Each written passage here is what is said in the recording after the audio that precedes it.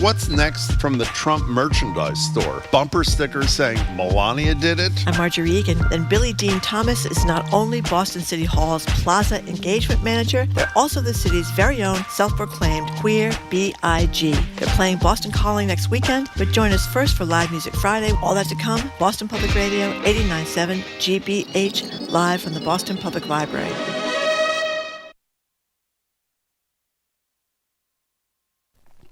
Live from NPR News in Washington, I'm Kristen Wright. Today's hearing at the International Court of Justice over the war in Gaza has concluded. Israel defended its military offensive and asked the judge to throw out the case. NPR's Jackie Northam reports. The two-day hearing was called after South Africa appealed to the ICJ for emergency measures to halt Israel's offensive in Rafah. South Africa also wants Israel to allow unimpeded access to Gaza to deliver much-needed humanitarian aid and to investigators looking into charges of war crimes. The UN's High Court is already considering a case brought by South Africa accusing Israel of genocide against Palestinians in Gaza. Israel has rejected that, saying the accusation is grossly distorted. Israel's own team of lawyers will argue before the court in The Hague against halting its current offensive in Rafah. Jackie Northam, NPR News, Tel Aviv. A floating pier constructed by the U.S. military is now operational in the Mediterranean Sea. Trucks of humanitarian aid have started moving across the pier to be delivered to people in Gaza. In the U.S., 4 people are dead in severe storms that hit Houston last night. Close to 800,000 homes and businesses across Texas are without power. More heavy rain is expected today along the Gulf Coast. National Weather Service lead forecaster Bob Oravec says flood watches are in effect. Most of the severe weather effects from this current line of thunderstorms that move through Texas and are now moving across the Gulf Coast has been from high winds. Large hail and tornadoes are possible. Donald Trump is returning to Minnesota tonight for a GOP fundraiser. No Republican has won the state since Richard Nixon in 1972. Trump came close in 2016. The presumptive Republican presidential nominee told a local Minneapolis TV station this week he has a, quote, really good shot at Minnesota this time. The former president has made a lot of promises if he wins another first day in office. NPR's Franco Ordonez reports now some of that could be taken care of with a stroke of a pen, but other plans would face hurdles.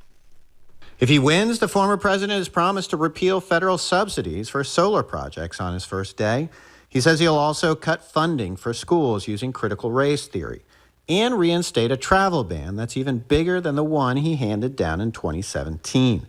Trump isn't the first candidate to make big commitments for day one, but former Deputy Assistant Attorney General Leon Fresco says Trump's promises draw more attention because of his history in the office. The other thing that Trump has is 4 years of grizzled experience in finding out where all of the hot stoves were. Fresco says Trump will be able to get a lot done because he knows where he can make serious progress and where things will get caught up in litigation. Franco Ordonez, NPR News. This is NPR News from Washington.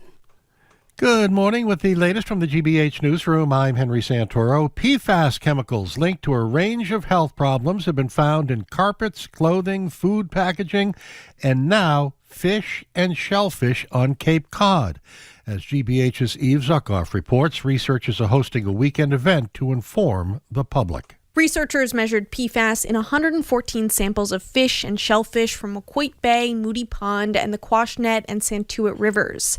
They found the forever chemicals in all samples, but they were the highest in fish and shellfish found closer to Joint Base Cape Cod, where the military spent decades spraying firefighting foam containing PFAS.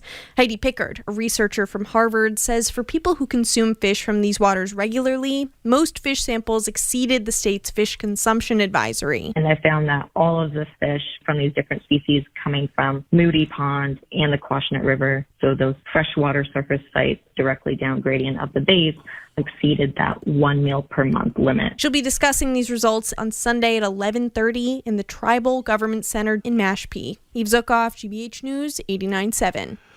Meanwhile, the state has fined a Holden Mass company for not notifying authorities in a timely manner of its release of PFAS chemicals in the contaminated groundwater. According to a press release from the state, Avient Colorants USA, a maker of paints and coatings, was hit with a $15,000 fine by the State Department of Environmental Protection. The agency says that Avient discovered PFAS in groundwater at the company's property at 85 Industrial Drive, but didn't follow state for timely notification. This is GBH News. Support for NPR comes from NPR stations. Other contributors include CFP, Certified Financial Planner Professionals, committed to acting in their clients' best interests. Learn more at letsmakeaplan.org. And the listeners who support this NPR station.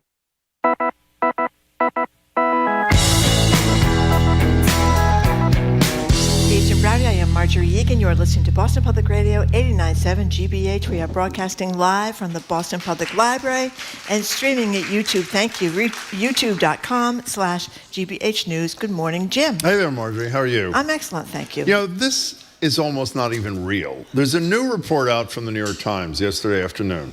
In the aftermath of the 2020 election, days after supporters of Trump sacked the U.S. Capitol, an upside-down United States flag, which is a symbol of a stolen election, was photographed flying outside the Virginia home of who, Marjorie? Justice Samuel Alito of the United States Supreme Court. A Supreme Court justice has a Stop the Steal flag flying outside his residence. This is while the court was weighing whether or not to take up Trump's bogus case concerning non-existent claims of election fraud. Alito would later end up on the losing side of that decision, along with Justice Clarence Thomas, the noted husband of insurrectionist Ginny Thomas. That's two members of the court. Thankfully, Alito, though, provided the Times with a very clear-eyed, straightforward explanation for why he was flying a symbol of Trump's Stop the Steal campaign outside his house. His explanation was, it wasn't me. My wife did it. Now, you also know Democratic Senator Bob Menendez is on trial in New Jersey. There was that California Congressman Duncan Hunter, who both used that ultimate safe excuse route, which was, my spouse did it. We want to hear your thoughts at 877-301-8970. There's really two questions. What do you make of yet another Supreme Court justice showing, or at least appearing to show, toxic, unethical bias on one of the biggest issues of our time? And two, does this whole blame the wife thing, does this not present Donald Trump with his way out of all his legal troubles? Print bumper stickers saying Melania did it. 877-301-8970. I mean, by the way, we're going to laugh about this because it's so outrageous. Clarence Thomas is married to a woman. This is not alleged. She was involved in an attempt to overthrow an election of a president, and he has not even recused himself.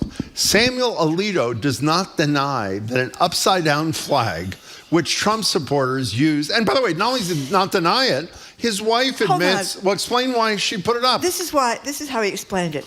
I had no involvement whatsoever in the flying of the flag. It was briefly placed by Mrs. Alito in response to a neighbor's use of objectionable and personally insulting language on yard signs. Now, this is a big American flag, upside down, right for outside days, by the way, not for 5 door, minutes. While they're in the middle of contending on whether to hear a 2020 election case. And as you say, this was, if you looked at the January 6th protesters, or rioters, whatever you want to call them, a lot of these people had the upside down flag. That was the symbol. That was the symbol. And it became, if you couldn't go to the rally, you were supposed to get your own flag out in front and fly it upside down. So apparently, well, he couldn't go to the rally, so he decided to put the flag upside down in his house. And when he walked in and out of his house, 20 times over these several days, never noticed the flag.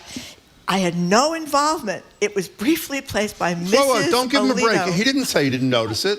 He just blames it on his wife. He blames it on his wife. And neighbors say it went on for days and days. There's apparently was an anti-Trump sign, which, by the way, is constitutionally permissible. Correct. On some neighbor's lawn. Yeah. It got her really upset. She puts up the flag, and he does nothing about it. So you have, the neighbors are seeing this, and they're taking pictures because they know That's it's the where the United picture's States from, Supreme Court justice, and they know that this is totally unethical to do, so they're taking all these pictures. The only question is why it took so long for this to come out. I don't know why. It's a very good question. 4 years. But can I wait just for a second here?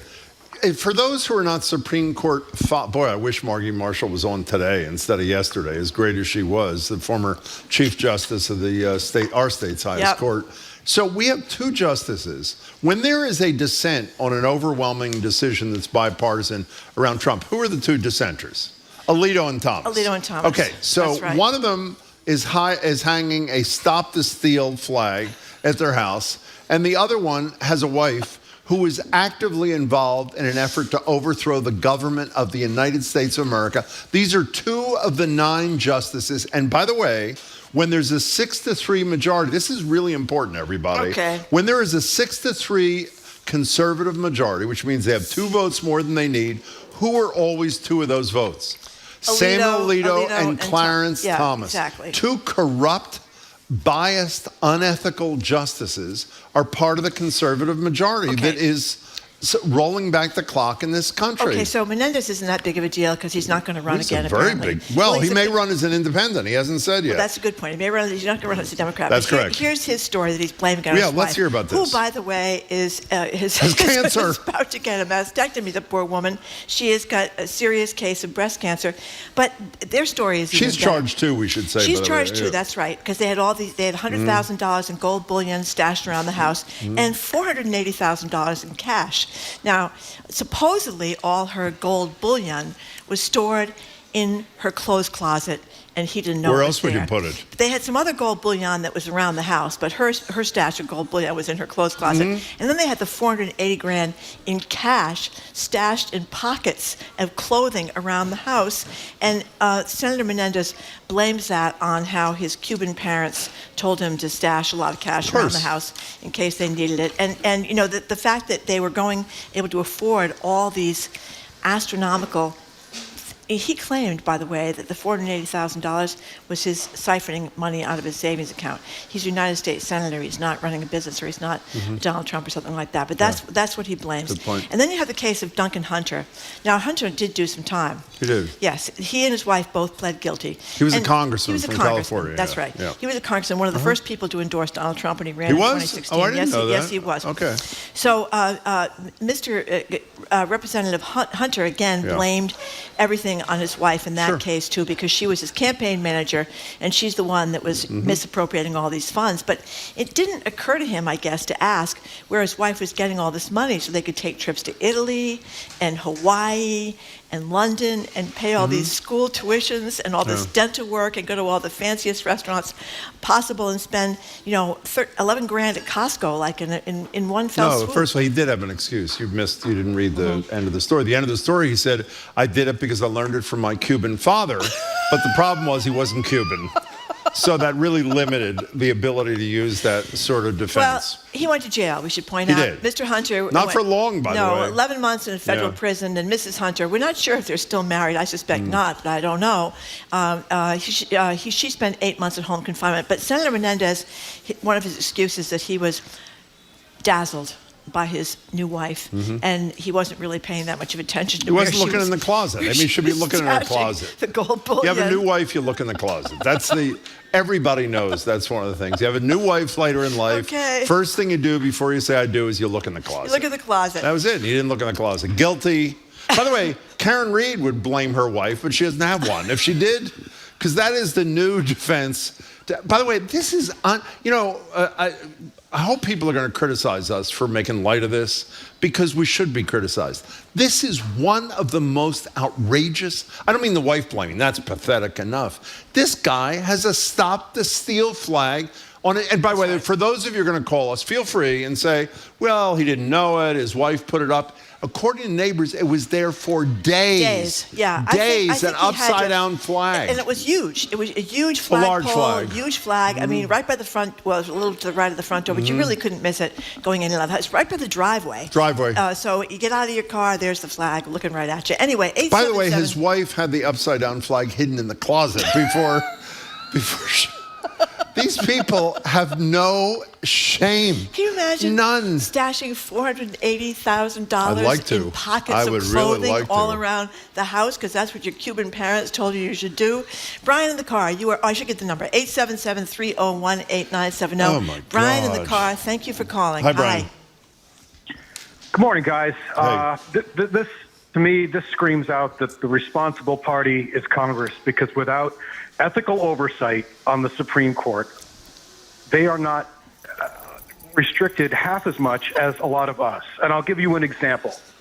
My wife works for a bank which is considered too big to fail. And because of that, she has regulations on her that I myself, not employed by them, can't make any trades on my retirement account without checking with her and her checking with them. Mm-hmm. I mean, how the responsibility of ethics in the financial sector seems to be 10 times as much as what's going on in the Supreme Court. By the way, the ethics for every other federal judge in the country, except for these 9, as Judge Gertner has told us regularly, are not only higher, but are pretty impeccable kind of thing. Brian, you were 100% right. And let me just give you a little advice. You said your wife works at a bank. Is that what you said? A bank, yes. Yeah. I would argue that if you ever get in trouble, your wife did it. That's what I would do if I were you. So write that down and use it if you must. Brian, thank you for the call. One of the texters wants to know, God. Are we doing Am I the A-hole again right now? So, by the way, interesting thing. Can one of you guys look this up? Are the Hunters still together, number one? Number two, they both went to jail, but separately. Number two, how is Mrs. Menendez? I think her name is Nadine. Nadine. Who does have cancer, so she does. Let's not worry about that. He's turned on her in her hour of need. How is she reacting to Senator Menendez blaming her? Who's the third one? Oh, we haven't heard from Mrs. Alito yet. We don't know, but Mrs. Menendez is not going to be testifying against her husband, but the fact that he blames her apparently is not going to be able to be introduced in her trial. So when she gets to trial, she can blame him. Exactly. That's actually brilliant strategy. By the way, the headline Jamie or Zoe or somebody gave us from 2023, this is the Hunter thing.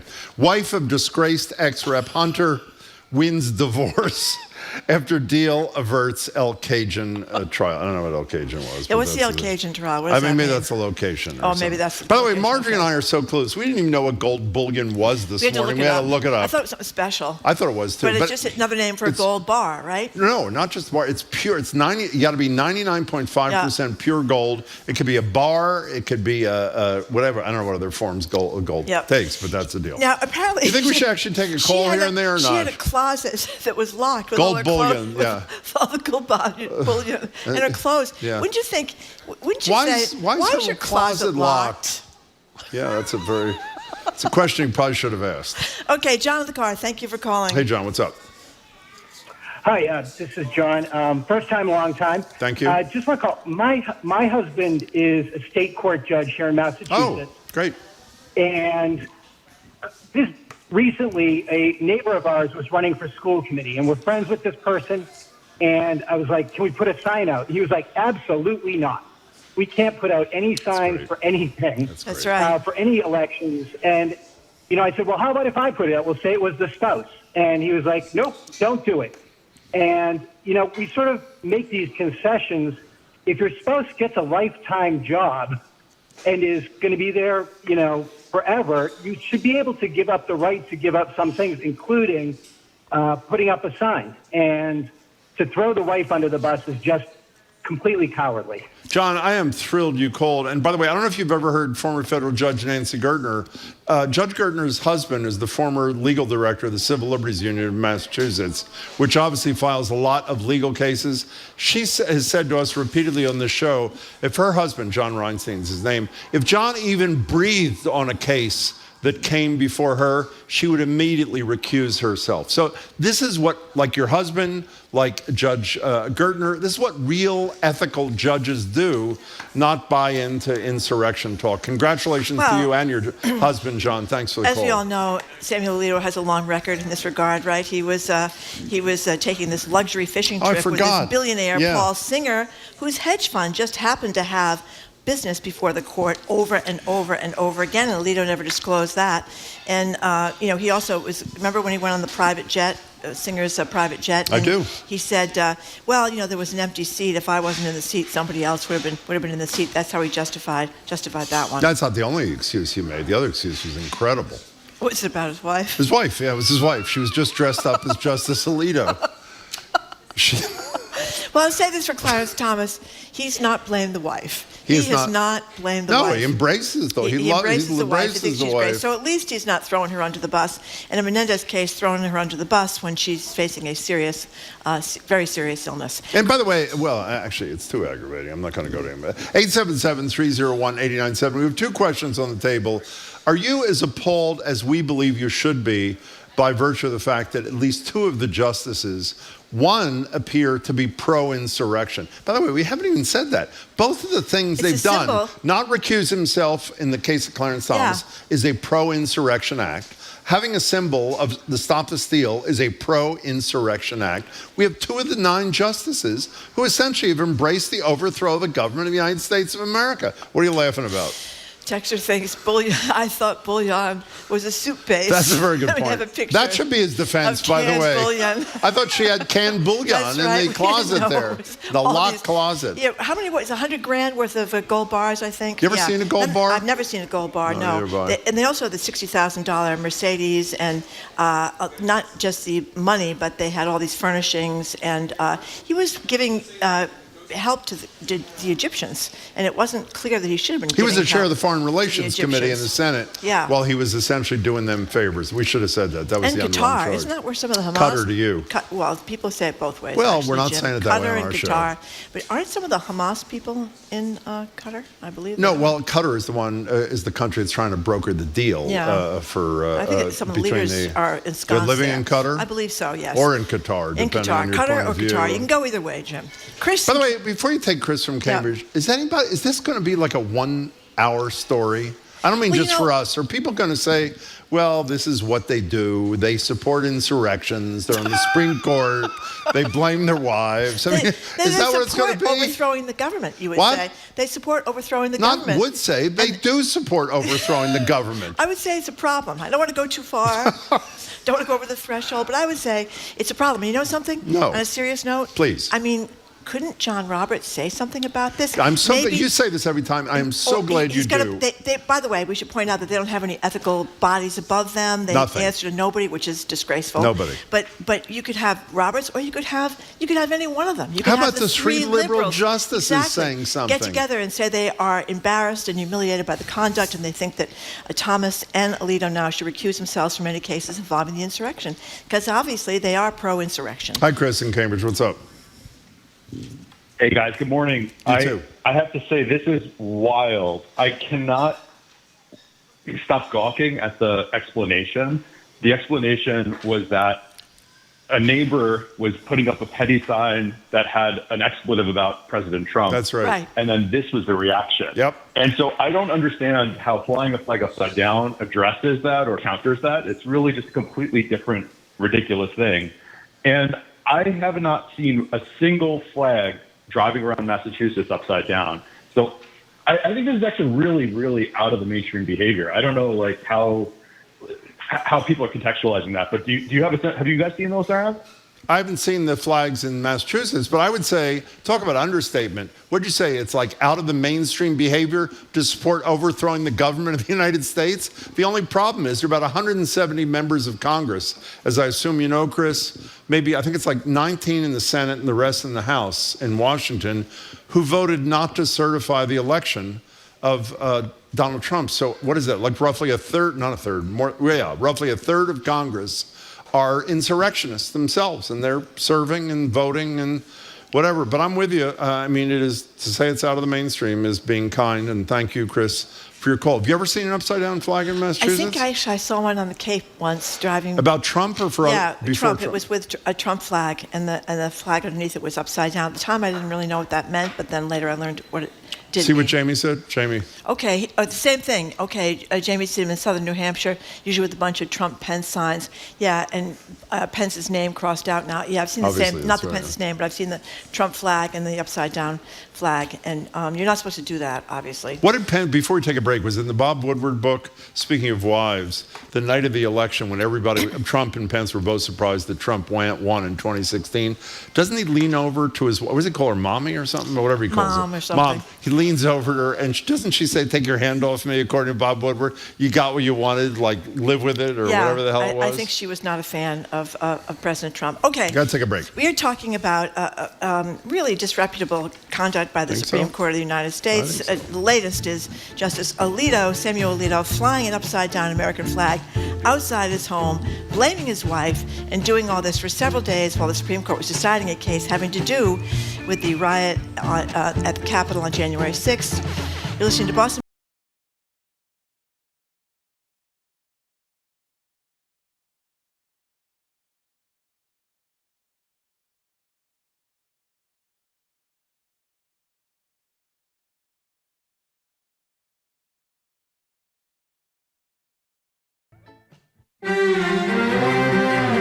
French shopaholics can get help by joining a 12-step program called Capitalists Anonymous.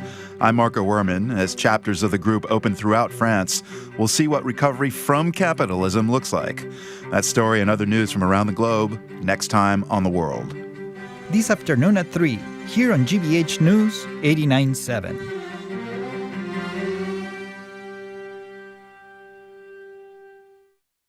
Support for GBH comes from you. And Seasons 4, the outdoor living store on Mass Ave in Lexington, featuring over 100 styles of contemporary and traditional outdoor furniture, plus a wide selection of plants, statuary, and garden accessories. Seasons4.com. And Creative Playthings, dedicated to instilling healthy habits in kids by helping to get them outside. Creative Playthings offers at-home consultations to assess your yard space and playset needs. CreativePlaythings.com.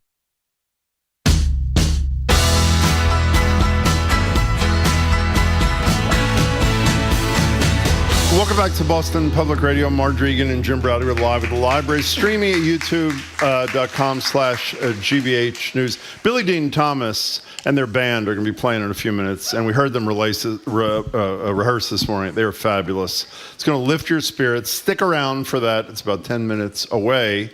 But we're talking about two things right now. We're talking about insurrection and wife blaming. At 877-301-8970, it's prompted. We should mention the reporter, Jody Cantor, who's one of the great reporters of our time at the New York Times. Exactly. Yep. With what is her? She did it with a colleague. What's the name? I had them on in Greater Boston. They were fabulous. I just can't remember. Jamie will find out what the other reporter's name is. But Jody Cantor did this story about an upside down flag, which is a Stop the Steal symbol of the Trumpsters flying outside his house in 2020 for days. You know, you raised a wonderful question, too, which really doesn't relate to how horrible the offense is. Why did this not come to light? If the neighbors took all these photos and a bunch of neighbors knew about it, why did it take 4 years for it to come to light? Regardless, it has come to light, and as we said, if you just tuned in, the classic defense from Justice Alito is, my wife did it. She allegedly, and by the way, you know what's amazing about this, which is why he realizes how serious this is? You know that Alito and Thomas, when they're when they've been accused in the press of some, whether it's ProPublica or the Times, the Washington Post, some horrible behavior, their response is not to respond. He responded either in an email or a statement, Alito himself, to blame his wife. So I'm assuming he knows this is pretty serious stuff. And you raised another, Megan Toohey, I'm sorry, thank you for that, Jamie or Zoe, whoever gave it to me. But the other thing you raise, I think we should talk about pretty regularly in the next few days, is if Roberts as the Chief Justice is not going to guarantee there's some integrity and ethics from his members, then the three liberal justices really have an obligation to break ranks and say something. You hear these things about how they need to be collegial. That's and what get Judge along. Gardner tells us all the time. Why? I don't care I don't if they're know. collegial and get along. They can be mad at their coworkers like everybody else and still get the job done, and it'll be just fine. Here's a texter. We're watching our country fall into authoritarianism. It's too late. We became complacent, and now the writing is on the wall. So we keep sticking our head in the sand. We are in trouble, and I'm terrified. We should, one other thing we should consider doing is just jail all these wives. I mean, if they really did do it, why are they walking free? I mean, what's that about? Well, Mrs. Hunter, she did go to jail. 6 months. Oh, and Mrs. Menendez may go to jail. 6 months in home. I think maybe they're both heading to jail. Actually, Mr. and Mrs. Menendez, and he was dazzled by her. He was? Yes. Well, she's a little bit younger than he is, and maybe that's why he was dazzled. I believe she's is she the second wife or the third wife? I'm not sure. You know, about to kiss her the first time. You've read this, I'm assuming. First word she said to him, "Don't look in the closet." You know, that was. It broke the mood a little bit, some people said, but obviously not enough. They were married, and the rest of the story is history. Imagine if you had $480,000 in your house, you stashed it all in cash, and then you couldn't find it. You know what I mean? That'd be troubling. That would be very troubling. Really be very troubling. Laurel and Natick, thank you for calling. Hello, Laurel. Hi. Hi. Can you hear me? Yes. We can, perfectly. Thank you for calling. All right. Well, I said it really well to the manager, but now I won't. Okay, so this is what I think. I think the new woke is fascism is here. And we are still talking about these personality disorders who are doing wild and crazy things, touching our heads, because there's a basic framework of sanity that we're thinking from. But the internet has fragmented our ability to proclaim a truth, right? So the personality disorders go ahead with their delusions or their entitlement and all this stuff.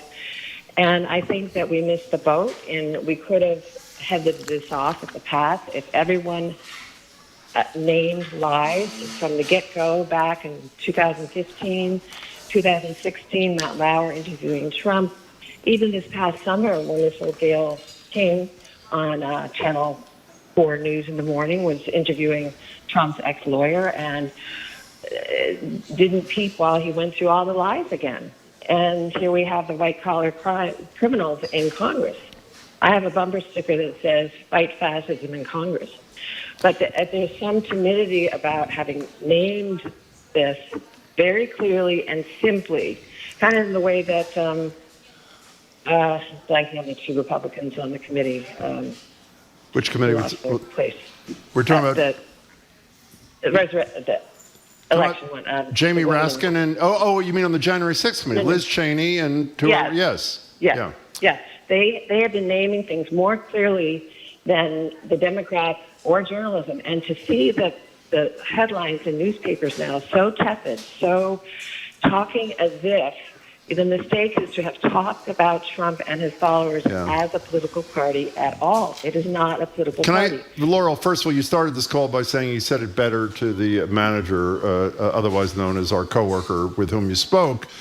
You said it beautifully, I thought, and something that maybe will make you feel a little better. I don't know if you were listening the other day. We're trying to get him on. Nick Kristof from the New York Times has a new book, and he was interviewed by, what's the name of the guy? Was it Ben Stein or was it Oliver Darcy from CNN? I think it was Oliver Darcy. Oliver Darcy from Reliable Sources, the CNN media newsletter, was interviewing him about the book, and he says in the book, and I'm paraphrasing, we can't treat the slide toward autocracy like it's just another issue.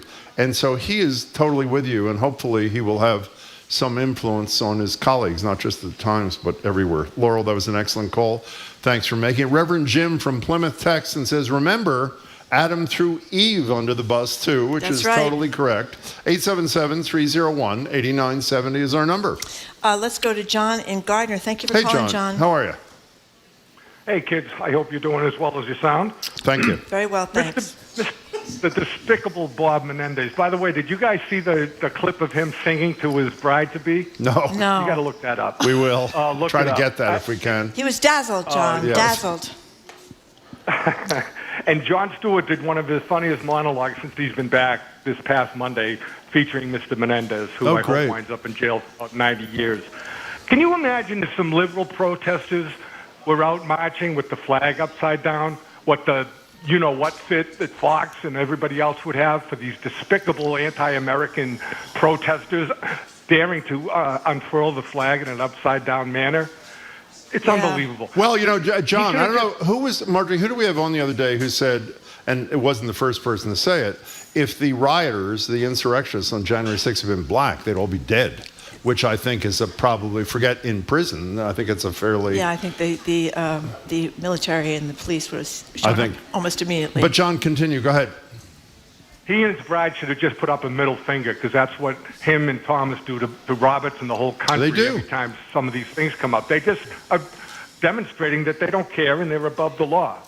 And finally, I hope you guys are big in swing states, because anybody in swing states, it should give you another reason to think about who you vote for. Because God forbid something happens to another member, especially a liberal one, and we get another conservative on the board, we're going to be screwed for a couple of more decades. John, I'm totally with you. And as we said, I think we said to Chief Justice Marshall yesterday, as presidential elections approach every 4 years, Marjorie and I have been on the air, we always say to listeners, other than the decisions about war and peace, the single most important issue in your decision about who to vote for should be the Supreme Court of the United States. John, thanks for the call. Let me repeat what I think I said to her yesterday. What? All three of Trump's nominees, all confirmed, are in their 50s. Right. I think Gorsuch and Kavanaugh in their 57, 58 range. Barrett was in her late 40s, wasn't Barrett she? is now in her young 50s, which means they could be on the court for 8 presidents. There could be 8 left-wing Democrats elected in a row.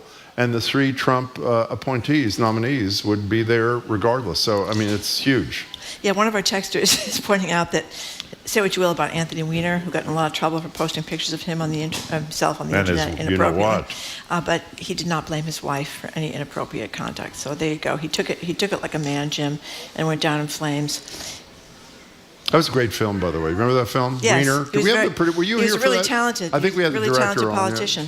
Yeah. He was. Well, also, he was on his way, despite having had to resign from Congress, he was on his way to becoming mayor of New York after that disgrace until his you-know-what showed up in a photograph.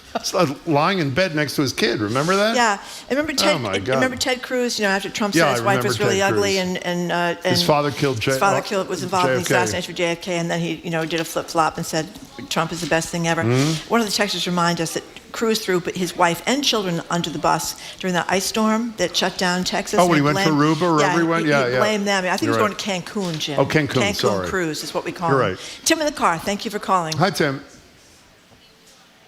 Oh, good morning, guys.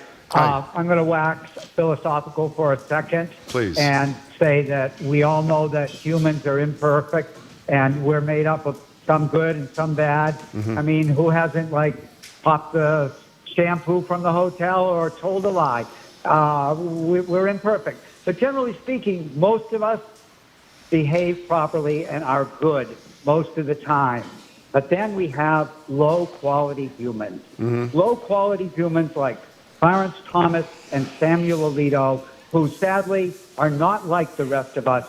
They are low-quality humans, and there's nothing we can do about them. The position they're in enables their low quality, and we just have to be careful, as you just said, in who we select every time we go to that voting booth and who we support going down the road. Because there are plenty of low-quality humans among us, and it's sad to see that a couple of them have made it all the way to the highest court in the land. I'll tell you, I hope I'm not going to get in trouble. I love that expression, which I've never heard before.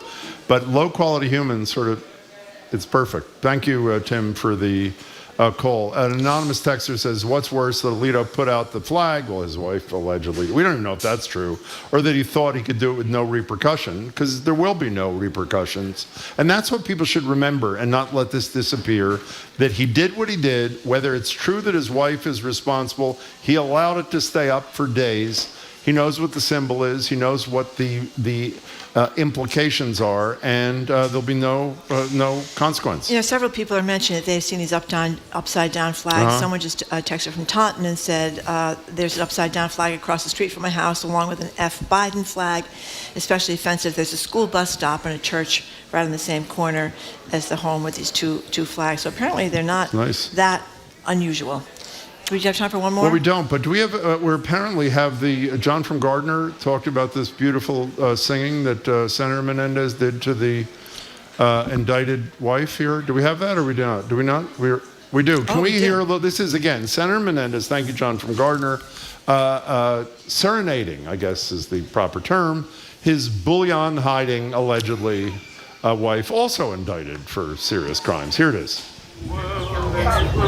Never be enough, never be enough for me. That's nice. Never, never, never, never enough for me. Wait, is this true? It's from their engagement at the Taj Mahal? Wait, Taj Mahal, the casino, or Taj Atlantic Mahal? City? Wait, which Taj Mahal? The real one. Is that in Las Vegas? Or Hear the chorus, Atlantic which City? we didn't play? What was the chorus? It's in the closet. It's in the closet. Well, it wasn't just to be, before we go, it wasn't just the gold bullion in the closet, in the locked closet. It was the $480,000 stashed all around the house. Mercedes was in the closet. $60,000 Mercedes. All these home furnishings in exchange for these political favors for the governments of Egypt and Qatar or Qatar, whichever way you want to call it. Politics for profit. And this is, by the way, the second bribery trial for Mr. Menendez. You would think after the hung jury, he escaped the first time, he wouldn't get involved again, but no sooner did he get out of the hung jury than he was back at it once again. So anyway, we're moving on, Jim. That's it. That's the state of the country. We're going to have some great music right now coming up for Live Music Friday. We've got Billy Dean Thomas performing brand new, unreleased music ahead of their grand debut next week at Boston College Music Festival. You're listening to Boston Public Radio, 89.7 GBH, broadcasting live from the Boston Public Library and streaming at youtube.com/GBH News.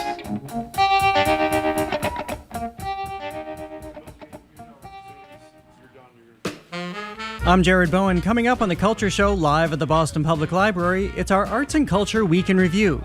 Painting the Crown red. We look at the controversy King Charles's new portrait has unleashed. Plus, the live stream art installation connecting Dublin and New York City is shut down after bare butts and sundry other indecencies were beamed into the portal. That's on the Culture Show today at 2 on 89.7 GBH. Funding for our programs comes from you. And Comcast, offering Xfinity Internet, designed to provide a connection for home networks so everyone can be online at once, even during peak hours. More information at xfinity.com. And Gentle Giant Moving and Storage Company, employing athletes since 1980 and currently hiring to join their team. Gentle Giant is an equal opportunity employer. More at gentlegiant.com/careers.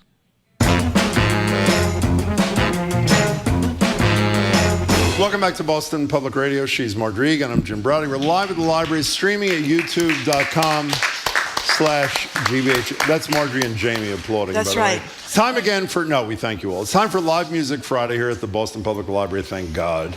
A week from Sunday, May 26th, local rapper, singer, artiste extraordinaire Billie Dean Thomas will be making their Boston Calling debut, performing for massive crowds before passing the spotlight to acts like The Killers. Even though if I never heard Mr. Brightside again, that would be fine. Megan Thee Stallion, I don't mean to be critical of me, but enough already. Leon Bridges, Ed Sheeran. Their festival debut comes ahead of not one, but two new music releases. We'll hear some of those songs in just a couple of seconds. But here now to perform their song, Tina Trump, Billie Dean Thomas and Friends.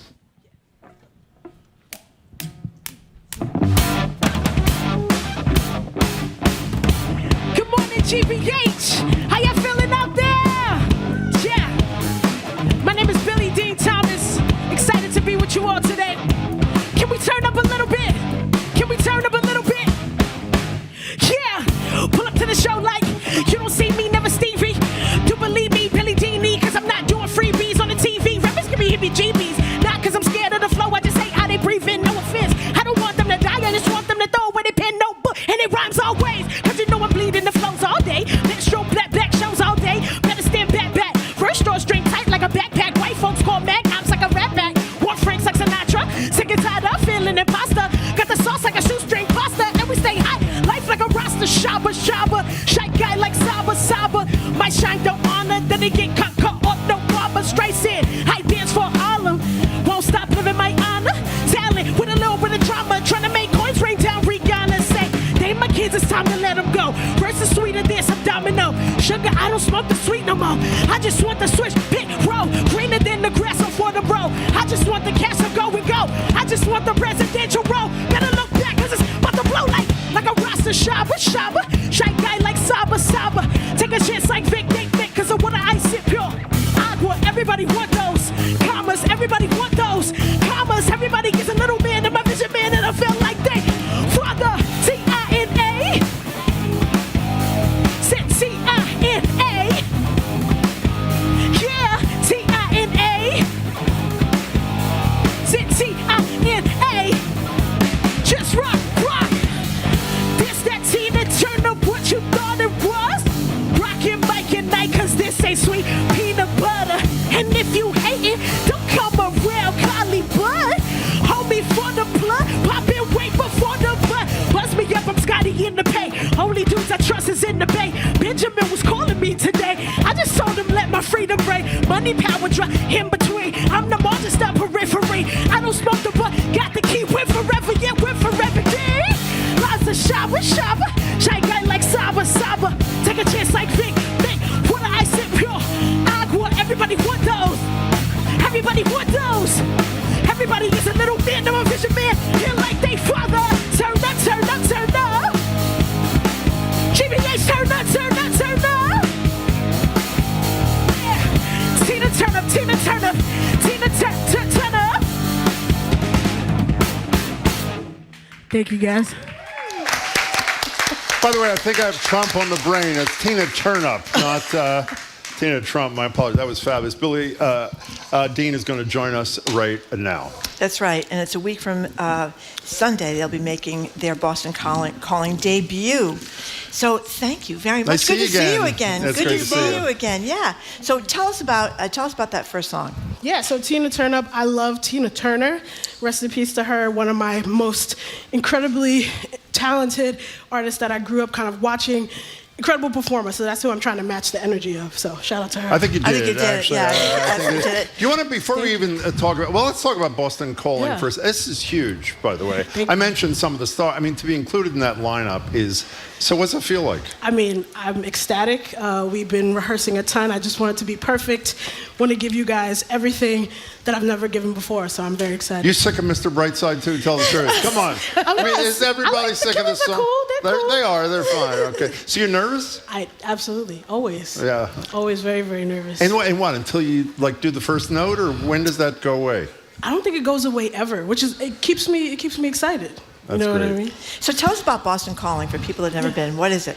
So Boston Calling is an incredibly massive festival, really just highlighting tons of different types of national acts. But what I'm most excited about are the local acts this year. I mean, there's a bunch of friends that I'm seeing there. It's cool to watch them kind of elevate beyond when we started. So. Yeah. By the way, the weather's supposed to be great too, which is And a big deal. You know, Marvy and I are pretending that we care most about Boston Calling. We have, because what we really care about is who you met on The View. We were watching you on The View, and Marvy was saying, who do you think they met? Who did you meet? Yeah. What was that like? How'd that go? The View was incredible. So I met Whoopi Goldberg. I met Raven Simone at the time. There were a bunch of people there that day. But Rosie Perez is actually like my aunt. So I kind of grew up with her when she was on The View at the time. That's how the whole thing came together. Wait a minute. Are you meaning figuratively or seriously? No, seriously. She's not my aunt per se, but she's just known me since I was 15. How's that? I went to this incredible program called Urban Arts Partnership as a high school student, and we met there. She kind of scouted me as one of the students who was performing, and I got a $40,000 scholarship to college at that time. What is the Urban Arts? Urban Arts Partnership? What is it? It's an incredible program. At the time, what they did was they fused arts integrated into classrooms, so like math and spoken word and things of that nature. Is that here? No, that's in New York City. Oh, in New York City. Oh, okay. And where was the scholarship to? Smith College. Oh, you're kidding. That's where your My daughter kid went? Yeah, And you went I for a spent year. there. Yeah. Oh, wow. Yes. Awesome. It's great. It's great. She got kicked out, but she Yes, liked I the didn't year get that she kicked was out. there. Now, do you want to introduce your bandmates here Yes. for a second? Go ahead. Let's do that. Okay, so we got the talented Joy Best on bass. Yeah, make some noise for Joy. We got Julian, the Tiger Wizard, on drums. And then we got Shiva Kavori on guitar. Now, you guys don't have a mic, but let me just say, in all the things we read, Billy Dean is saying everything is a collaborative effort. Is that all BS, or are they telling the truth? Raise your hand if it's true. Oh, come on. That was the slowest hand raising I know. I've ever. I'm a little pissed about that. Get a new band. That's what I would suggest. Okay, we're talking to local rapper, singer, artist extraordinaire Billy Dean Thomas. Boston Calling, their Boston Calling debut is going to be next week, and it's going to be where? It's going to be at Harvard Athletic Complex. Oh, so this is going to be huge. It's going to be pretty big. And how do people get there? How do they people get How to there? do the tickets and all that kind of stuff? Oh, so they have a main website, bostoncalling.com. You could check them out there. I'm sure a ton of students, so if you're a student, just ask a friend. Everybody knows about it right now. You know, Billy, I'm sorry. I'm going to talk about we talked about how huge this thing is. You perform in Europe, right? I did. And you perform in The View, which is, I don't know if it's a top-rated daytime show. It's one. So why did it take so long in your own backyard to get an opportunity like this? I mean, you're known, obviously, and we've had you here before, but this is like a step up in a huge way. Is that upsetting to you that it took so long to get recognized in this kind of way here when in other countries you're playing and that sort of thing? I appreciate you asking this question. I don't think it's upsetting. I think I'm just really excited at this point to kind of be, for some reason, the light is being shined on us right now, and I'm just taking advantage of that moment. It's a very healthy attitude. Tell us about the album. So the album, okay, so this is kind of a secret. I haven't really talked about it yet, but I am working on an album right now. I have about 15 songs. So I'm putting together a really, really lovely compilation of music right now to just showcase the range of what I can do, from singing to different genres. It's a mixed bag of stuff. And I also read where you were in some concert in Northampton and got pulled out of the audience to perform. What was that all about? Oh, so that was back in 2015. Yeah, it was kind of when things were starting. Yeah, so shout out to Who to Funk It. They were an incredible local band, some of my really good friends now. And they were performing at the Iron Horse in Northampton, Massachusetts. I was in my junior year, and some folks knew I could rap, so they were like, go on stage, go on stage. They grabbed me out of the audience. This was my first time performing with a band ever. So it kind of changed my life, truly. Why'd you pick Smith College? Since we're both got connections to Smith, why'd you pick Smith? You want the serious answer? I'll take both. Take both. Okay, so at the time, I was terrified of SAT scores, and they did not include that when you apply. So that was a big part of it. But also, it was a women's college. I had never been to a school like that, and my social worker at the time in high school, she was a graduate student there, so seemed perfect. They have a great social work school there. Incredible. What do you think about women's education? Oh, man, I mean, it was one of the most incredible learning environments. Every teacher that I had was from the places they were teaching about, so that was pretty powerful. When we first met you and knew what you were Jim doing. doesn't like women's education. No, that is so. You are impossible. He's always criticizing. I think it's great because it's run for women, by women. Exactly. It's a very welcoming place. I mean, it's just unusual, I think. Okay, I just got to even this out. She hates the teachers union, so we're even. Okay, no, I just feel we got to get all those things in. Wait, but also, can I just say one thing? So while it is a women's college, it also includes other folks like myself, non-binary folks, trans women. You know what I mean? So there's a range of folks here. Yes. Marty's just trying to get a little controversy going. I won't stand for it. Now let me. What was the thing I was going to? Oh, you were talking about what you do on the album. I mean, you've evolved in terms of the kind of performing you do from the time we first met you. How's that come about? What do you mean? I mean, you're spreading your wings kind of thing. From maybe it's a hip hop thing to I think you're singing a lot more than when we first encountered you. So where does that come from? It's always been there. I kind of wanted to keep that a secret until I felt like I was further along in my career. But I have a mentor who just keeps telling me, why am I waiting? Just show people who I am and all the parts of me now. Do you want to say who that is? You don't have to. Beatrice Thomas. Well, absolutely. Tell us about that's huge. Beatrice Thomas is this incredible mentor of mine. I met at a program here in Boston. I mean, she incredibly talented, strategic. I call her the Black queer Oprah, so she's great. So aren't you called the queer B.I.G.? Yeah, queer B.I.G. That's pretty good too, yeah. So if people go to Boston Calling over at the Harvard Stadium, it's like... There's three stages, aren't there? Give us the whole deal. So to be honest with you, Marjorie, I've never been. So that's why I don't know a ton. This is my first time attending and performing. Okay. Can I tell you something? You better find out where you're going before you go there. You know what I mean? But it's going to be three different stages. Yeah, I think there are three stages, definitely. We're on the orange stage. I just see pictures, and it looks fantastic. Yeah. And your Sunday, what time? Sunday, 4 o'clock. 4 Be o'clock. there. Okay. By the way, we only have well, before you tell us what you're going to play, are you as nice as you appear to be, or is this a deal? I try to be. You can ask the band again. They'll raise their hands slow again. Are they as nice? This one may actually. What are you going to perform now? Next, we got Be Well coming for you. So. Be Well. Yeah. Billie Dean Thomas, great to see Good to see and you. your bandmates. All right. Terrific. Yeah, by the way, thank Billie you Dean very Thomas. much for coming Boston, in again. you can gently put the headset down. And we want to point out that Boston Calling, as we said, a week from Sunday, May 26th, over at the Harvard Stadium. And we're going to hear right now, Be Well, Billie Dean Thomas and her band.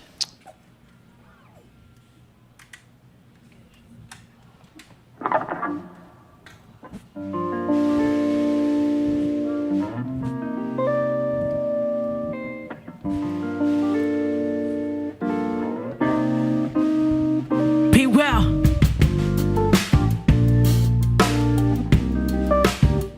GBH, be well.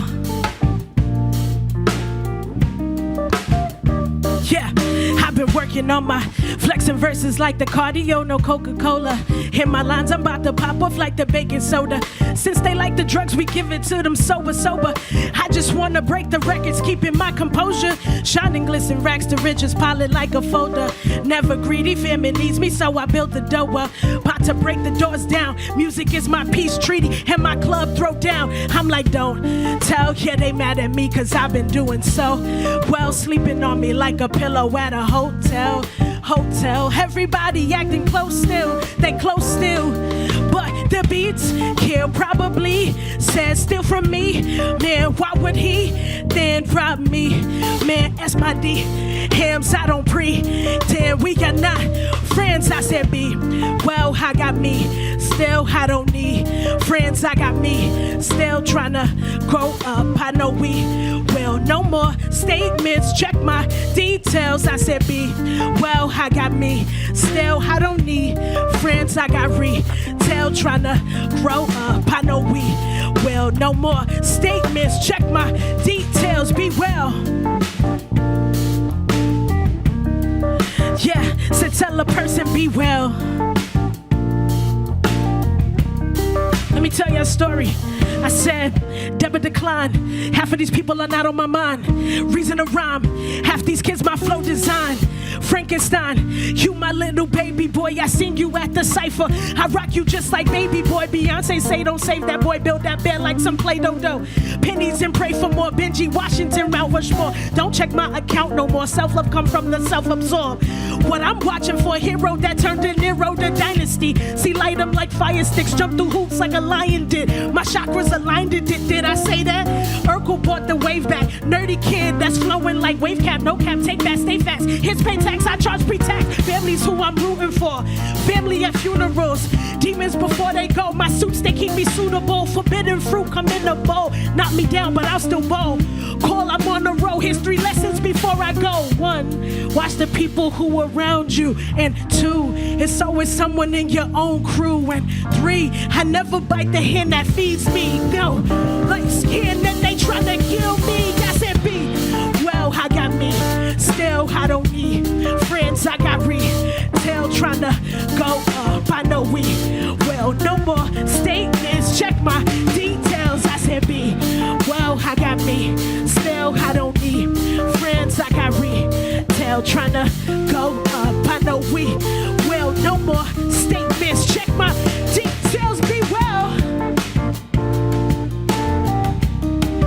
Jim and Marjorie, be well.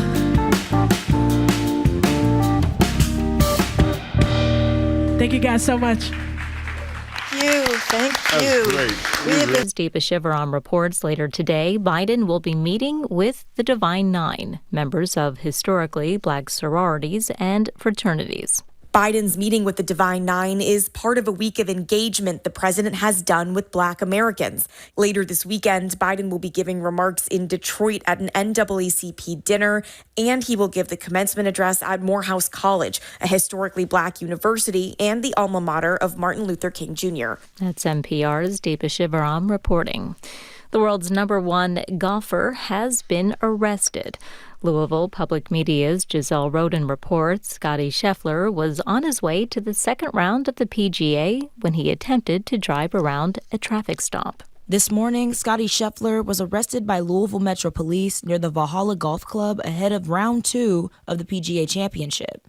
He is facing charges of felony second-degree assault on a police officer, among other lesser charges. This comes after The union election at Mercedes-Benz in Alabama wraps up today. More than 5,000 workers are deciding whether to join the United Auto Workers Union. Employees at the plant have been calling for higher wages and lower health care costs. This is NPR News in Washington. Good afternoon. With the latest from the GBH Newsroom, I'm Henry Santoro. The Mashpee Wampanoag tribe will meet with researchers to talk about forever chemicals known as PFAS. The chemicals are found in thousands of products, such as clothing and plastic, and PFAS have been linked to cancer and infertility. Harvard researcher Heidi Pickard says the chemicals have contaminated fish and shellfish off Cape Cod. Over the last few years, I've been conducting a lot of different analyses, particularly not just looking at the commonly measured PFAS, but trying to understand everything that is there. The talk on Sunday morning is open to the public. It begins at 11:30 at the Mashpee Tribal Government Center. Well, convicted former Fall River Mayor Jaisal Correa wants his get-out-of-jail card. The Herald News reports that he filed a motion yesterday with a Boston federal judge seeking to reduce his prison sentence, claiming that his defense attorney, famous Kevin Reddington, attempted to extort money from him and take a 20% portion of ownership of Correa's now-defunct app company, Snow Owl. Reddington says he only learned of Correa's accusations against him yesterday morning, and he calls Correa a liar and adds that 20% of nothing is nothing. Jaisal Correa is currently incarcerated at the Federal Correctional Institution Ashland in eastern Kentucky. It's a low-security prison that houses 1,300 male inmates. In sports, it's win to go home for the Bruins tonight. Game 6 of the NHL playoffs at the Garden. The Bees are down 3-2. Red Sox in St. Louis for a series with the Cardinals. It's 65 degrees. This is GBH News. Support for NPR comes from NPR stations. Other contributors include Fidelity Investments. A dedicated wealth advisor can help create a wealth plan for a full financial picture. More at fidelity.com/wealth. Fidelity Brokerage Services, LLC. This is NPR.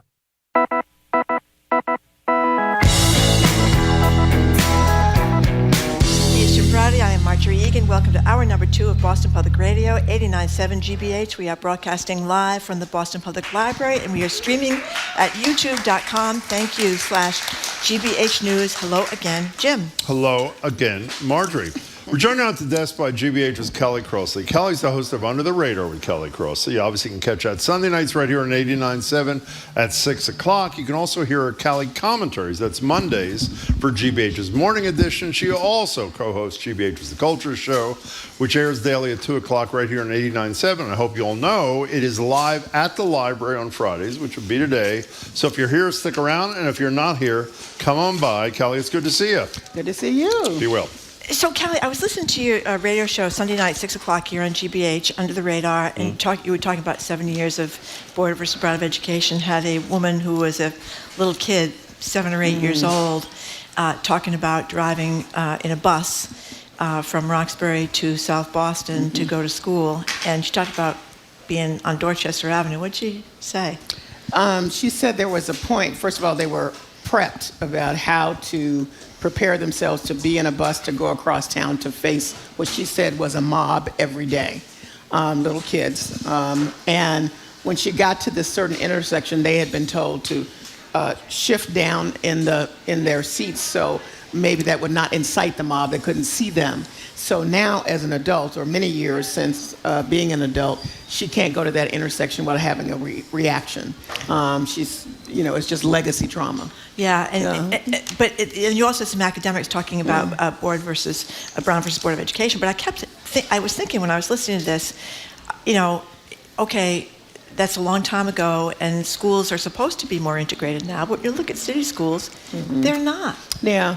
Well, part of it happened actually with Brown, with what happened with the implementation, I can say it, of Brown itself. So as we explained in the show, a lot of people don't know there were 2 Brown decisions. One came a year after the 1954 one, which said separate but equal is over. And they immediately got pushback from people saying, well, how are we supposed to fix this? And then the next year they said, with all deliberate speed, which still allowed a number of places, many, many places, including my hometown, to just delay, because what do we mean by all deliberate speed? You didn't say next year, you didn't say, 5 years ago. And as one of my guests from the Legal Defense Fund pointed out, typically when the Supreme Court says, no, this is not happening anymore, it should be instantly responded to. You don't get to just hang around for years and years and years to determine when you might respond to do the correct thing. So in the interim, there were lawsuits and counter lawsuits that NAACP had to bring. And that's, what happened in Boston as well. That's because it was many years later. 20 years after Brown, here we are, now facing, all right, you must desegregate these schools. Yeah. So I think that's important to note. I think the other important thing to note that one of my guests pointed out is that the whole point of this, which I think a lot of people get confused about, was not about black kids sitting next to white kids and somehow miraculously something was going to happen. It was about the resources that folks didn't really have a sense until those lawyers that crisscrossed the country for years gathering the cases to demonstrate what was in separate but equal, quote, schools. My parents were. My father and my mother grew up poor, Louisiana and Mississippi, and they both went to one-room schools. And my mother could not go to high school in her hometown. So had it not been for my sharecropper grandfather, who said to the county, asked the county agent, is there a black family in a town over with a black high school that you know about? And the guy said, yeah, because, you know, they knew everybody. They traveled everywhere. And he arranged with that family for my mother to leave home at an incredibly young age so that she could go to high school and therefore be eligible to go to college. Had that not happened, that's the end of that story. By the way, you mentioned the lawyers, Chris. Did we mention who the most famous lawyer? Thurgood Marshall. Who I assume people know went on to become the first black justice on the Supreme Court. So quite a move there. I mean, obviously, if Michael Curry was here, he would talk about the kinds of things he talks to us about all the time, is all of the surrounding factors. If you don't have decent, affordable housing, don't have decent health care, and all the other things that go and have a full, healthy life, then what happens in the schoolroom is never going to be equal, right? But at the same time, it breaks your heart to hear these stories about the toilets not working at certain schools in Boston, the libraries not being there at certain schools in Boston. You know, we're in... when my daughter was at Dever McCormick near UMass... There you go. When she was in city year, there was not potable water for the students. There's still in not the school. In some of the schools. And that was a while ago, right? It wasn't that long ago. It was 10 plus years ago, but not that long ago. I guess my point is, it seems like there's a big problem in a lot of the urban schools, which are now predominantly kids of color, whether they're black kids, Latino kids, and they do not look like the schools in Needham. Yeah, you know what I mean? And some of that, as many people have pointed out, the original plan by Garrity was to do something that would have spread this out into the suburbs. And had that happened, we don't know. It would have been a whole different thing. So, you know, there are many books and conversations to be had by that. But it's important to note that it was 70 years ago, and it was quite monumental. And one last thing to say, of course, the court cases, this landmark rulings, were about desegregating schools. But the result of taking away the doctrine of separate but equal then opened up the rest of what was separate but equal in America and moved on to, you know, accommodations and housing and whatever. Not to where it should be, but at least opened it up so that some folks like myself could be actually sitting here now today, honestly. We're talking to Callie Crossy. Kimberly Akron's store had a terrific column in the Globe. She went out, I guess, to visit some family or friends or something in Detroit, and she heard this radio ad, and her thesis is that ads like this could very much hurt Joe Biden. We'll talk about the poll in a second, who's trailing Trump in so many states and doing worse among African-American voters than he did in 2020. But anyway, here's the clip from this Trump ad that Kimberly Akron's store heard on an R&B radio station in Detroit. Joe Biden has gone too far. Biden says the civil rights issue of our time is transgender equality. Really, Joe? Men competing against girls and men using girls' bathrooms is not civil rights. Biden is wrong and confused. Biden's failed policies have done nothing for us. He's forgotten our communities. Instead, Biden's letting Mexican cartels pump drugs and fentanyl into our streets. What'd you make of this? That's what I made of it. I mean, you know, it's fairly typical. This is, it seems to be an extension of what happened in the last campaign. As you recall, I think we talked about it here at some point.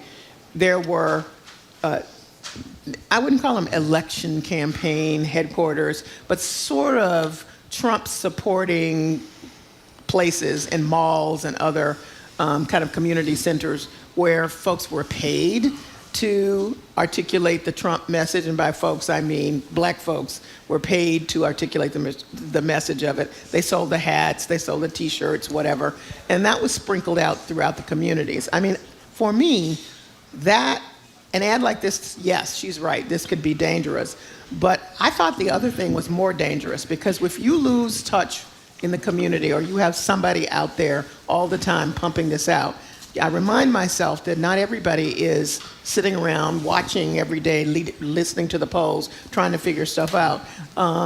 People are really kind of not paying attention until close to the end. And then they're like, well, what happened? Now, I think the biggest thing that's going to happen here is not necessarily that black folks won't vote for Biden, but that lots of people, will not vote, period. And that is actually a bigger danger for him. If you don't get this is, as many people have said more articulately than I can say, is a turnout election. And by the way, let's say a couple of obvious things that we've said many a times. Joe Biden would not be president were it not for black voters, particularly black women. And black women, by the way, are not abandoning him in the same numbers as black men. Listen to the numbers. Listen to the numbers this morning. Joe Biden won 87% of the black vote in 2020 against Donald Trump. He now has only 63% of the black vote. He had a 75-point margin over Trump in 2020.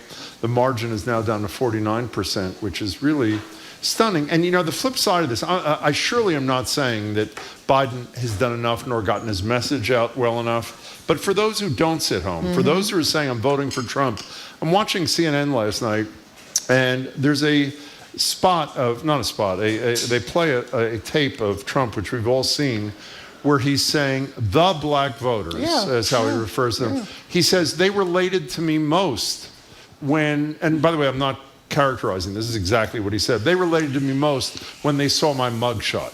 He says, the black people now walk around with that picture of my mugshot on their T-shirts because they can so relate to that. And you say to yourself, and this is somebody who's leaving Joe Biden to support that person is unbelievable. Having said that, Biden's messaging about what he has done is abysmal. The outreach, I think, is abysmal. And I think I'm comfortable saying, if these numbers hold, Donald Trump is the next president of the United States. Do you share the notion that a lot of black voters who were interviewed say is that Joe Biden has not lived up to his promises to our community? Are you there? Well, I share the notion that there have been people not uncomfortable, but mad, thinking that the Democratic Party, not necessarily just Joe Biden, it's not done as much as they feel, to be supportive of certain kinds of issues. I think that's very real, but I'm just not sensing let me then therefore vote for former President Trump. And if I can make a generalization, which I will right now, I would say that those of us who are paying attention to this, who are all enamored of this, who may have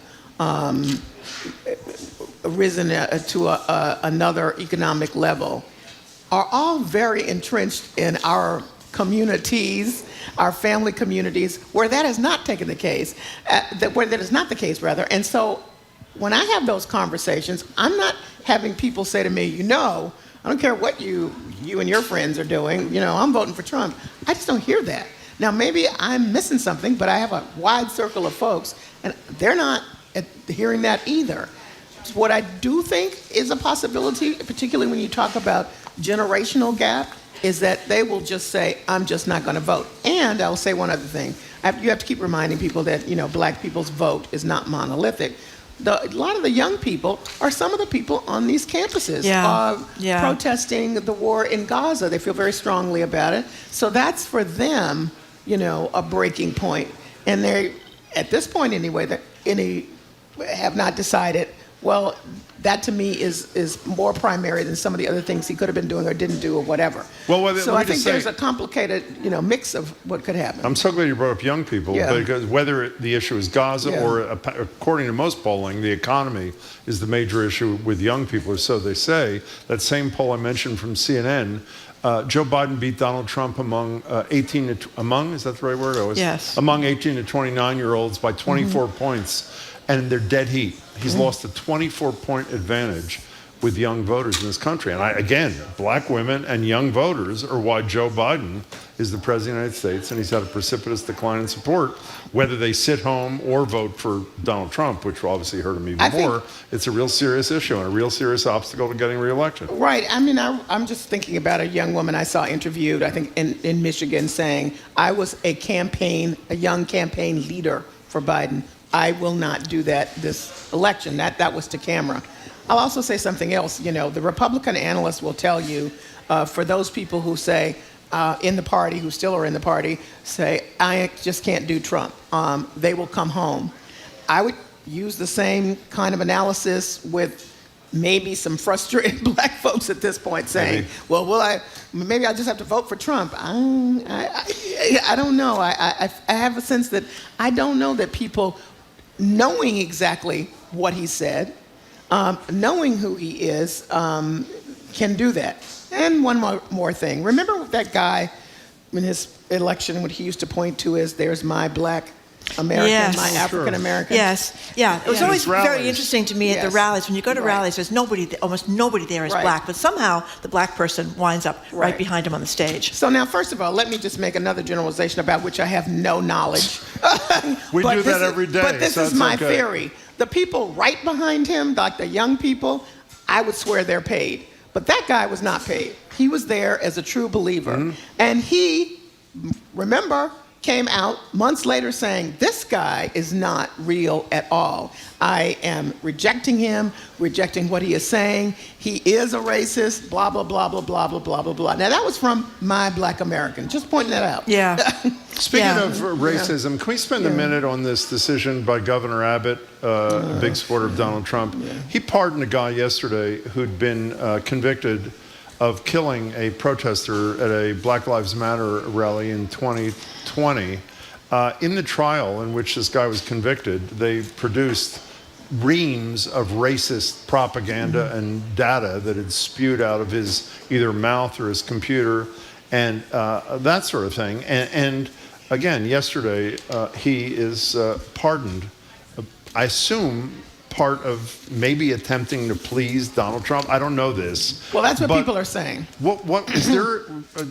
What's the case to have this guy be a free man so shortly after his conviction? Well, because a lot of people feel like he represents their voice, that, these Black Lives Matter protesters, who were they, and they don't know what they're talking about, and they're not patriotic. Like the Texas version of Kyle Rittenhouse. That is correct. Yeah. That is correct. Now, let me just point out that in order for him to be able to recommend a pardon or to pardon this guy, he had to have a recommendation from the pardon board. Yeah, but he appointed every member of the pardon board. I'm just saying. I need to point that out, so there you go. I also need to point out that the guy that was shot is white. Yeah, he is. Was. Yeah. And he was carrying an AK-47. Legally. Yes, I was about to get to that. In open carry state. Yep. These situations come back and come back and come back. I can't, we've discussed here how many times black folks have been in a situation where they have a right to carry the gun in a state that promotes it. And yet when they carry it, something different happens. So the fact that this guy, white, who was there in what has been described as a protective stance for protesters who were being attacked by the likes of Mr. Perry and his crowd, to be just shot willy-nilly, and to have Abbott, who is the biggest touter of right to carry, say, this is cool, because he was on the wrong side. Good point. Garrett Foster, we should say what the man's name is. Garrett Foster is, I believe he was 28 years old, was the former mechanic in the Air Force who was killed by this guy. Let's squeeze in closer to home. Up in Concord, they're building a new middle school up there, and they've named schools around town, Thoreau is Jared and calling him. And Louisa May Alcott School and stuff like that. Well, some of the folks up there the citizens want to name a school, this new school, about this well-known black abolitionist and educator, Ellen Garrison. The school committee has rejected it. And they want to name it just the Concord Middle School instead? What do you make of this one? Okay, what got me, I kept waiting in the story trying to see, well, maybe no other school is named. That's not the case. You've just explained that. And the head of the school committee, Anderson, says that she thinks that naming public buildings after individuals is anachronistic and not particularly progressive. Okay, well, why are there names on other schools? Exactly. So to me, how else are you going to look at it? Here's this black woman who apparently has this stellar background, is from the area. The support for her name to be on the school is overwhelming, and they decide for the only reason I can think of that no, we're not going to name it after her. I mean, And the father, the Metco kid's father was talking about, Concord's a very white town. Right. I don't know what the percentage of African Americans is, or black kids, or kids of color in Concord, but it's a pretty white town. Yeah. And this Metco kid was up there, and the father was talking about all these racist kind of taunts and aggravations he's endured as a Metco student up there. It seemed like it would be, Well, wait, we should also say, you hinted at this, town meeting overwhelmingly voted to name the school after this woman. That's right, I and should we have should said also that. say that the people who broke this story were Meg Woolhouse Oh, yes, and Adam Riley. from GBH. From GBH, yes. Credit where credit is due. Thank you, Jim. Yeah, I mean, so I am, to me, this is just nakedly hypocritical. I just don't understand. What else? Being kind. I don't know what else to say about it. Yeah. You know why this is an important story, and I say this in these kind of settings all the time, is because what we'd like to do in Massachusetts is all these undemocratic, all these racially intolerant, all these whatever things that we all decry, they happen in those places. They don't happen here. They do happen here. Yeah. They do happen here. Thankfully, it's less, and thankfully, this is a more tolerant, understanding community than many others that we talk about, including Governor Abbott's state. But it did happen here, and we hope people will make their voices heard out there in Concord when it comes to the school committee people. What are you doing this weekend there, Kelly Crossley? I'm so glad. We have no idea what we're doing tomorrow either. I had to think about this. This is What am I? fabulous. Well, no, here we go. That's Who why I am write it down. And why am I here? Exactly. We're rounding up some local news, folks. Just talk about a few things. A partnership that I love, Worcester has partnered with the YMCA to eliminate their lifeguard shortage, which, as you know, is huge. And they've been working on it all year. Other people should take a look at this. The lifeguard shortage has really undermined so many water sports related, pool opening related kinds of issues. So I think that's big. We're of course talking about the amping up of what I call the Uber and Lyft and rideshare companies trying to remind you they want to be independent contractors and not employees. That's what the ads say anyway. And there's a ruling coming up on July 3rd about whether or not that ballot question, can be put before folks. And then Evandro Carvalho, former state rep. Oh, yeah. This should be of interest to you all. You talk about this all the time. He has just been named BPD's head of executive director of police accountability and transparency. God, he's got his work cut out for him. Hello, that's what I'm saying. And segment 2, we're talking with Lydia Diamond, whose new play, Tony Stone, is opening at we're going Wednesday night, Marjorie and I. Oh, great. This story is incredible. Tell the story. Tony Stone is the first woman to play in the all-male Negro Leagues. And she succeeded Hank Aaron when he left to go to the Major League Baseball and was fantastic. And people don't know her story. I didn't know her story at all. Yeah. The actor who plays her is going to be on our show with the director next Friday. Yeah. Oh, great. It's The lead really actor and the great. director. Yeah, We're yeah. excited about that. That's great. We want to ask you about the culture show because we know mum's the word as far as Yes, you're that concerned. is correct. Don't ask me. Don't you have Jared coming? You can ask him. He's not telling us today. either. Trust. He's not No, he is coming today. He is coming today? Oh, of course he's coming today. I just read all his stories. That's right. He's not going to tell us anything either. Notice how I pass the buck? Yeah. Talk about transparency and accountability. And accountability. I don't have any when it comes to All that. right. Okay. Callie Crossy, thank you very Nice to much. see you, Callie. Callie Crossy is host of Under the Radar with Callie Crossy, which you can catch Sunday nights right here at 89.7 at 6 o'clock. You can hear Callie's Callie commentaries on Mondays mornings for GBH's Morning Edition, and she is co-host of the aforementioned GBH Culture Show. Very secretive bunch over there, very secretive. But if you want to find out what they're talking about, you have to tune in yourself. They come right after the news at 2 o'clock, and they are, too, like us, broadcasting live from the Boston Public Library. Okay, after a quick break, our favorite local woman and media maven, Sue O'Connell, zooms in. She's been covering the Karen Reed murder trial. We're going to talk to her about that, and also the 20th anniversary of same-sex marriage becoming a law in the Commonwealth of Massachusetts. You're listening to Boston Public Radio, 89.7 GBH, live from the Boston Public Library.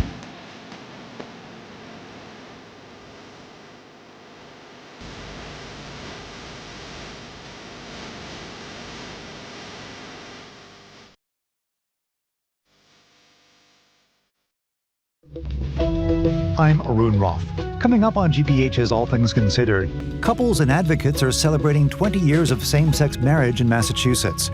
Mary Bonato, the lawyer who won the case for marriage equality in the state's highest court, joins us to reflect on the history and the modern threats to progress. Plus, as opposition to the MBTA Communities Act mounts, the T's general manager and the state's housing secretary are teaming up. Those stories and all today's news starting at 4 on GBH's All Things Considered. Support for our programs comes from you and Subaru of New England. This spring, you can explore New England in the all-wheel drive 2024 Subaru Forester. You can find your Subaru retailer at subaruofnewengland.com. And MBA Builders, partnering with clients to help bring the home they envision to life through their design-build approach. MBA Builders, building relationships. Learn more at buildwithmba.com.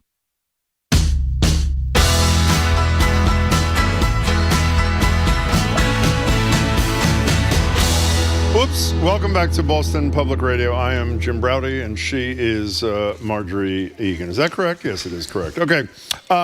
Today marks the 20th anniversary of the first same-sex marriages here in Massachusetts. Actually, the first legal ones anywhere here in the United States. Those weddings came after a late 2003 ruling written by Margaret Marshall, who was kind enough to join us yesterday. She was then the Chief Justice of the state's highest court. Here is Margaret Marshall on our show yesterday, at our request, reading a beautiful passage from her decision. Civil marriage is at once a deeply personal commitment to another human being and a highly public celebration of the ideals of mutuality, companionship, intimacy, fidelity, and family. Because it fulfills yearnings for security, safe haven, and connection that express our common humanity, civil marriage is an esteemed institution, and the decision whether and whom to marry is among life's momentous acts of self-definition. So perfectly beautiful. Joining us now on Zoom to talk about this and other news, our favorite local woman, that'd be media maven Sue O'Connell. Sue is the co-host of NBC 10 Boston's At Issue. It's every Sunday at 11:30. It follows Meet the Press and is featured on Canton, Confidential, the Karen Reed Trial. That's weeknights at 7 on NBC 10 and NBCN. Hello there, Sue O'Connell. Hey, Sue, good day. And Jim, you know, it's also our anniversary of our first and last hug. I do. Well, explain what that means, please, for those who have not been paying attention. Go ahead. So the first marriages, same-sex marriages, happened in Cambridge, and the night that they were lining up to get married, I ran into Jim, who was there. We were covering. It was a big international thing, and I was just so excited. I hugged him. And it was just a magic moment for both of us. Well, it was actually a magic moment. And by the way, we've talked a lot about it on the show. It was one of the most joyful, exciting several hours I've ever experienced in my life. It was just, anybody who was there realizes how incredibly beautiful and powerful the moment was. It was really great. Well, you know, one of the big things I remember hearing over and over again from opponents of same-sex marriage up in Beacon Hill, and people protesting, saying this is going to ruin the institution of marriage. What is this going to mean for straight marriages? This is just going to be a total takedown. And I think it really is. Anybody you know find that their marriage has been impacted by the legalization of same-sex marriage? I don't know, Sue. I haven't met anybody.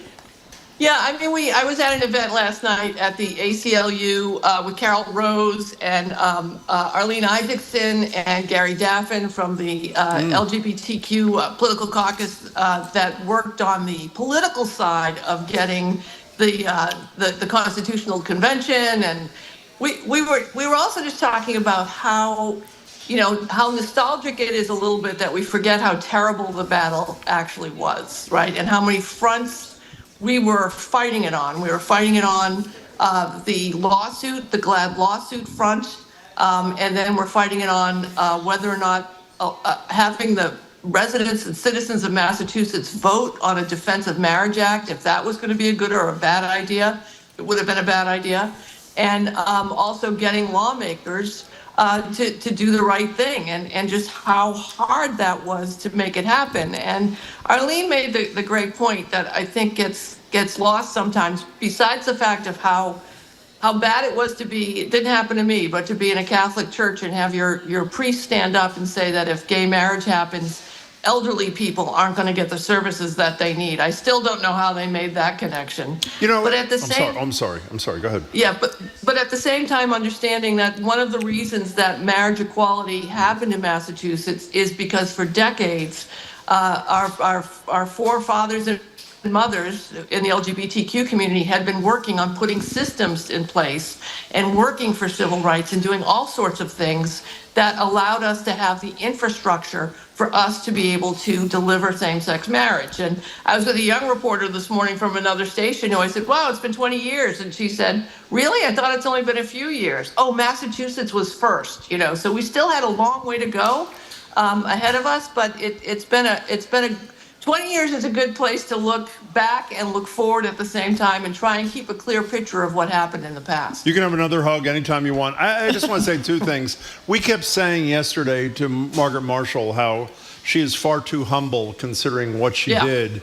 Another incredibly humble person who we should just mention, Arlene called in yesterday. She did brilliant work, Arlene Isaacson. Mary Bonato, who is the lead counsel here, is another one who is so under the radar by her choice. And she was relentless. And as Margaret Marshall has said repeatedly, the brilliance of her arguments, the brilliance of this case was amazing. So shout out to her. The flip side is, not only the legislative hurdles that you described and Arlene described to us yesterday, a person who is generally a pretty decent person, even if you don't agree with him on things, Governor Romney's behavior was so abysmal here. I will never forget the story. Julie Goodrich, who obviously was half of the couple who were the lead plaintiffs in this case, she essentially forces herself into I would not say a meeting, but a discussion with Governor Romney before this decision. And she says to Governor Romney, Governor, tell me what you would suggest I say to my 8-year-old daughter about why her mommy and her ma can't get married because you, the governor of her state, is going to block our marriage. And again, I've always found him to be a pretty kind person, even when I disagree with him. Here's his response. I don't really care what you tell your adopted daughter. Why don't you just tell her what you've been telling her for the last 8 years? I mean, it's just so cruel and heartless.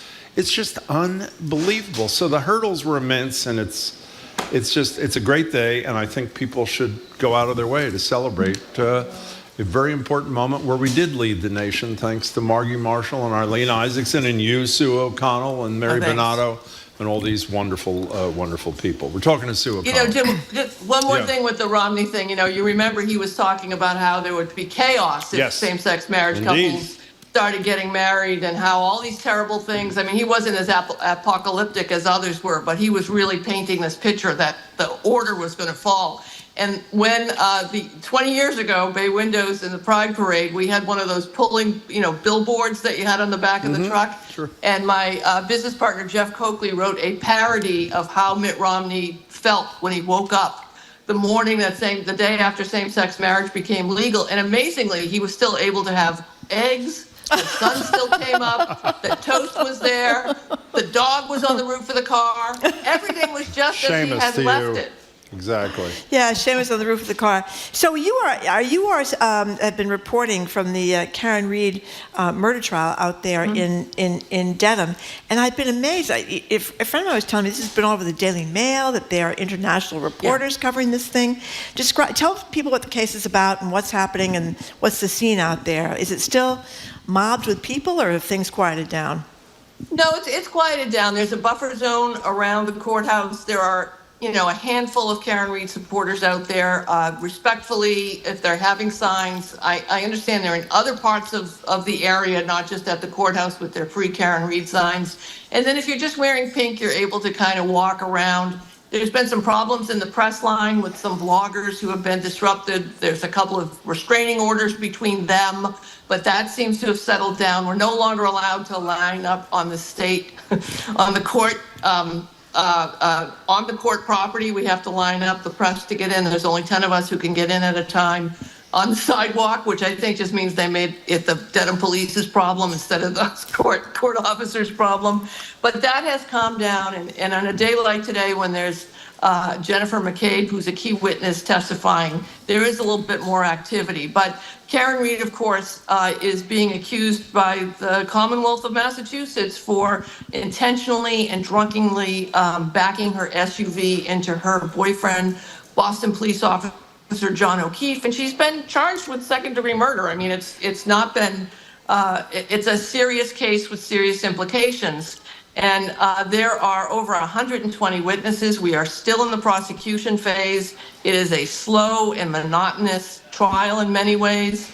And we're getting to the end of, I hope it's the end of the prosecution's case. We may get some interesting things as it develops. And I want to say to both of you, and I keep saying this, I haven't done a deep dive on this case.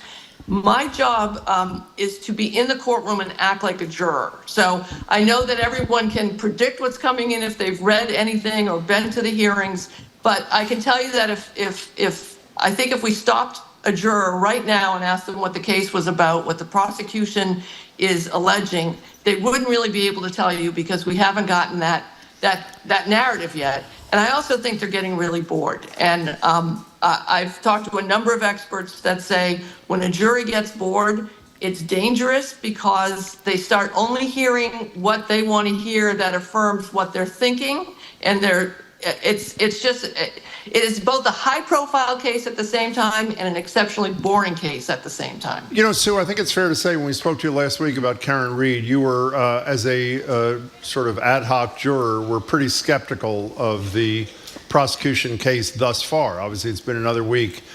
Are you still as skeptical as you were, if that's a fair characterization? Are you, or? Yeah, I am. And again, it's not necessarily whether I think Karen Reed did something or not. Is the prosecution thus far presenting evidence that I, as a juror, would consider that makes me think that she's guilty of what she's being charged with?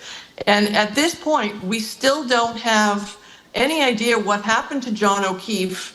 We don't know where he was.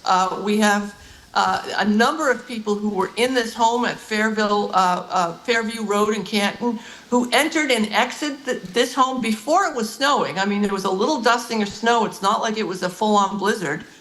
Who didn't see his body, where they found his body later on.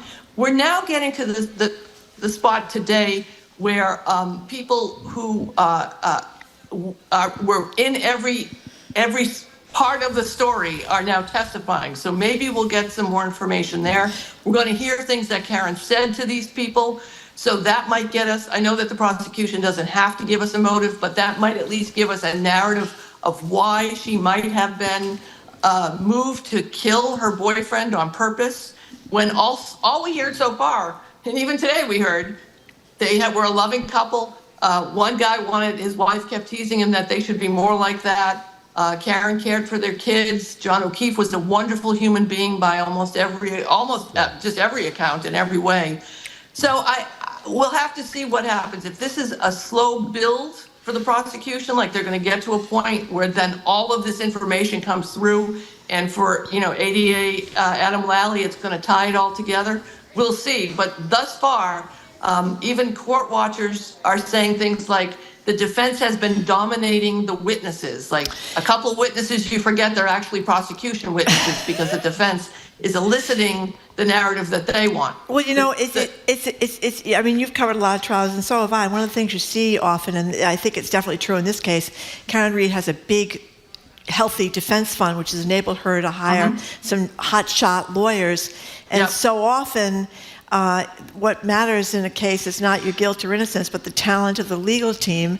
And sometimes the hotshot defense lawyers can just bury the prosecutors because the prosecutors aren't as good. I have no idea if that's going on in this case. That actually happened, Marjorie, this week. And an example of that is Allie was up, the daughter of the people testifying right now. She testified one thing, and then the defense was able to give her data from this 365 Life app that they got from extracting from her mother's phone, and it contradicted what she said. And I think it's fair to say that she was shocked that this data existed. And when I asked Alan Jackson afterwards, why was she shocked? Wasn't that in discovery? He said, yeah, we sent it all over to the prosecution. Yeah. Whether or not they're able to look at it or not is another problem. So to your point, that is happening. You know, if we can move to something, and I'd actually like to address this not just to you, Sue, but to you, Marjorie. Yes, Jim. All three of us are parents, the three of us. That's correct. Is that correct? Yes, we are. So I'm going to call this next few minutes, How's My Parenting? Is that okay with you? Oh, okay. How's my parenting? We're going to start with Donald Trump, and I have to apologize because I said he was essentially, apparently had misrepresented the facts to his, to the court when he asked for today off to go to his son's graduation. Because apparently, at least as I heard this morning, he did go to his son's graduation. That's right. Now, I'm not done with him yet, so apologies to the former president. But in an exclusive interview, I want you to listen to this, with Telemundo, this is in May, Donald Trump reacted to his son, not just graduating, but entering the political arena as a delegate at the RNC. He ultimately was pulled out by his mother, but he was really proud of him. Here's what Donald Trump had to say. And he's graduating from high school this year. He's a very good student, very smart. And I think that's great. I think it's very interesting, too. But he's pretty young, I will say. He's 17. Now, I apologize to Trump, and this is where How's My Parenting? It is beautiful what Donald Trump said about Barron. Unfortunately, he's not 17, he's 18. Now, how important is it that a father knows how old his child is, Sue O'Connell? And then you can answer, Marjorie. It's very important, and I have to laugh because we were talking about this in the press. Every time one of the adult men get up to testify at the Karen Reed trial, and they have children, and there's a lot of them, and they are asked to name their children and their ages, there's a collective, everyone's holding their breath that the men are going to get it right. And you can see them, there's not one other moment in their testimony where they are realizing that they might commit perjury, they might not convince the jury, but if they get their kids' ages wrong in the sports they play, their wife is going to absolutely be all over them. And it's like the time you can see them really trying. So it's important, Jim. So do you think it's important you know how old your kid is, Marjorie? Yes. I have called my children by the wrong name. There's a young woman sitting right there, by the way, in the audience. I've called one, one girl, Anna. I've called Caroline. Caroline called Anna. I think I've called Danielle, Anna, and Caroline a few times. So you've actually called me Daniel, too. You have a person in the audience right now. Yes. She's the person who, if you were listening the other day, resigned from your employment. That's correct. Helping you with Airbnb. Do you have any idea how old she is? I do. How old? She's 30. Are you 30? Boy, that is pretty impressive. Okay, so that's parent number one. Parent number two, that's Marjorie's daughter, Caroline. Probably shouldn't have introduced her. It's probably embarrassing. I'm sorry. It's Jim's fault. I didn't do it. In any case, I'm so sorry. In any case, let's talk about another parent. I think one of your favorite people, Congresswoman Lauren Boebert. Let's talk about her. Now, here's another question. How's my parenting? Now, to her credit, because she's very enamored of Donald Trump, she did show up at the Trump trial like all these other sycophantic Republican insurrectionist congresspeople. Now, what we learned is while she did have time to show up at Donald Trump's trial, she apparently had no time to show up at her son's criminal trial, who not only is being criminally charged and tried, but says he has no money to afford a lawyer. So here's the question for you, Sue, first. Is it a problem that she goes to Donald Trump's criminal trial but ghosts her son at his? What's the answer to that question, please? Yeah, I do think it's a problem, but I think if you're trying to model yourself in the image of Donald Trump, look at all the family that is surrounding him at his trial. That's a very good point. Oh, wait, there's none. There's zero. Nobody is there. So I think that she's probably. I think Eric has come. Eric has come a couple of times. Once or twice, yeah. Okay, all right. So you got Eric. I mean, so maybe he was at the wrong trial. No, Melania. So you think you should show up at your kids' trials? Yeah. So should you show up at your kids' trial? I think if your child is facing jail time, you want to show you want to show up at the trial.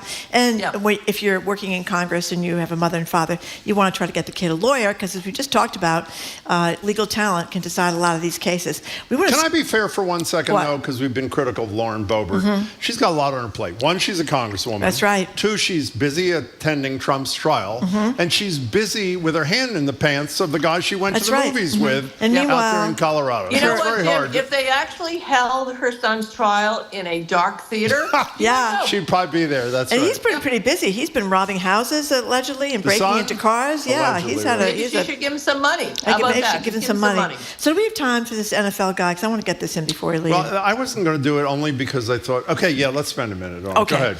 Okay. There's this big star. I guess he's an unbelievable kicker, One of the place best kicker for the kickers. Kansas City Chiefs. His name is Harrison Butker. Super Bowl champion. Yeah, Super Bowl champion. He's kicked up to like 57-yard field goals. His accuracy is incredible. He's a really superstar on the field goal thing. But he gave a speech the other day at this Christian college. What is it called Benedictine, here? I think. Thank you very much, Jim, in I'm not sure. Kansas. Yeah. And he gets up there to give the commencement speech. And here is what he said. We've got a little clip. I think it is you, the women, who have had the most diabolical lies told to you. How many of you are sitting here now about to cross this stage and are thinking about all the promotions and titles you are going to get in your career? Some of you may go on to lead successful careers in the world, but I would venture to guess that the majority of you are most excited about your marriage and the children you will bring into this world. I'm on this stage today and able to be the man I am because I have a wife who leans into her vocation and embrace one of the most important titles of all, homemaker. Wait, that's not enough. No, wait a second. He goes on to say, men in the audience, you should be unapologetic in your masculinity, and he references the deadly sins of homosexuality. And the degenerative cultural values and the media. Yeah. So this is a little surprising. Well, can I tell you what I thought was the most interesting take? That was all over Twitter. I just dropped my sandwich. Tons of people on Twitter made the point that Colin Kaepernick took a knee and he essentially lost his career for the rest of his life. This guy's a sexist, a misogynist, on and on, a homophobe. And other than the NFL saying, well, we don't agree, he doesn't speak for us. Is that the end of the story for this guy? No, he's probably going to get a when he retires, because I mean, we all can name every single kicker and punter on every single team, right? I mean, I know it's the Super Bowl and I know he's exceptionally talented, but they usually don't get this much attention. So when this is over and his career's over, he can have a podcast, or he can have a show, or he'll have a book. I mean, this is just the beginning of probably his political career, Jim, is what I think, you know? And I know last week I tied myself in knots to not give an opinion about protests on campus. You did? If my kid was graduating, any kid, my son, my daughter, was graduating from this college, and that was the commencement speech, I would have been protesting, because it would have been, you know, what a demeaning thing to say to people who have just accomplished their diploma. I mean, so he's basically saying, you know, you women went to college just to meet someone to marry, and you don't ever need to work again to do this. And it was also, you know, amazing that he quoted a Taylor Swift song lyric in this. You know, familiarity breeds contempt, which is which he didn't even really talk about, but she is an extraordinary business person and role model and a number of things that not just women and girls, but everyone could look to. And the audacity to invoke her while saying you should just serve your man was just an amazing thing. But again, I think we haven't seen the last of him. I think this is just the beginning of him. Yeah, and the mother, by the way, is also a medical physicist. His mother, so his mother had quite a spectacular career. You never know who your kids are going to turn out to be. You never know. Marjorie. That's right. You never know. Hey, Sue, if you show up next week, you get your second hug. How's Get a that? hug? Yeah. I can't wait, Jim. One every 20 years. One every 20 years. Thank you very much, Sue O'Connell. I hope the trial picks up pace for you so you're not bored to tears out there in Dedham. Thank you. We've been speaking with our local woman and media maven, Sue O'Connell. She's co-host of NBC 10's Boston at Issue. You can see it every Sunday morning, 11:30, right after Meet the Press. And she's featured on Canton Confidential, the Karen Reed trial, weeknights at 7 p.m. on NBC 10 and NACN. Thanks a lot to Sue O'Connell. Can we say again, I know this, people are getting tired of this, but you can never say an important point too much. Karen Reed trial, we're not saying it's not important, it's televised. Yes. And the trial of the former President of the United States is not televised, nor is there live audio. Okay, coming up after a quick break, GBH's Jared Bowen is here with his Arts and Culture Roundup and a preview on GBH's, I should say, the Culture Show, which comes on right after us, right here in the library. He's going to talk about people dancing around the Louvre, too. You're listening to Boston Public Radio, 89.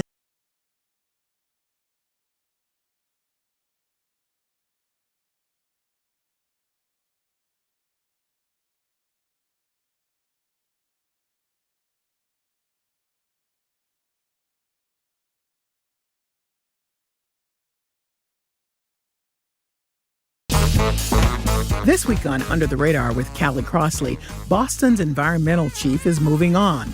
The state's high court set to rule on a ballot question about rideshare companies' drivers. Plus, Worcester solves the lifeguard shortage ahead of summer. It's our local news roundtable. That's Under the Radar with me, Callie Crossley, Sunday night at 6 here on 89.7 GBH and the GBH app. Support for GBH comes from you. And Imagine Exhibitions. Harry Potter, the exhibition, opens September 13th. You can experience the filmmaking of Harry Potter through interactive sets, props, costumes, and more. Tickets at harrypotterexhibition.com. And Native Plant Trust. You can experience 21 species of Trillium in bloom, plus special tours and programs now through the 19th at Garden in the Woods in Framingham. Details at nativeplanttrust.org. I'm Nicole Garcia, producer for BPR, and you're listening to 89.7 WGBH HD1 Boston, online at gbhnews.org. GBH News with NPR, what matters to you.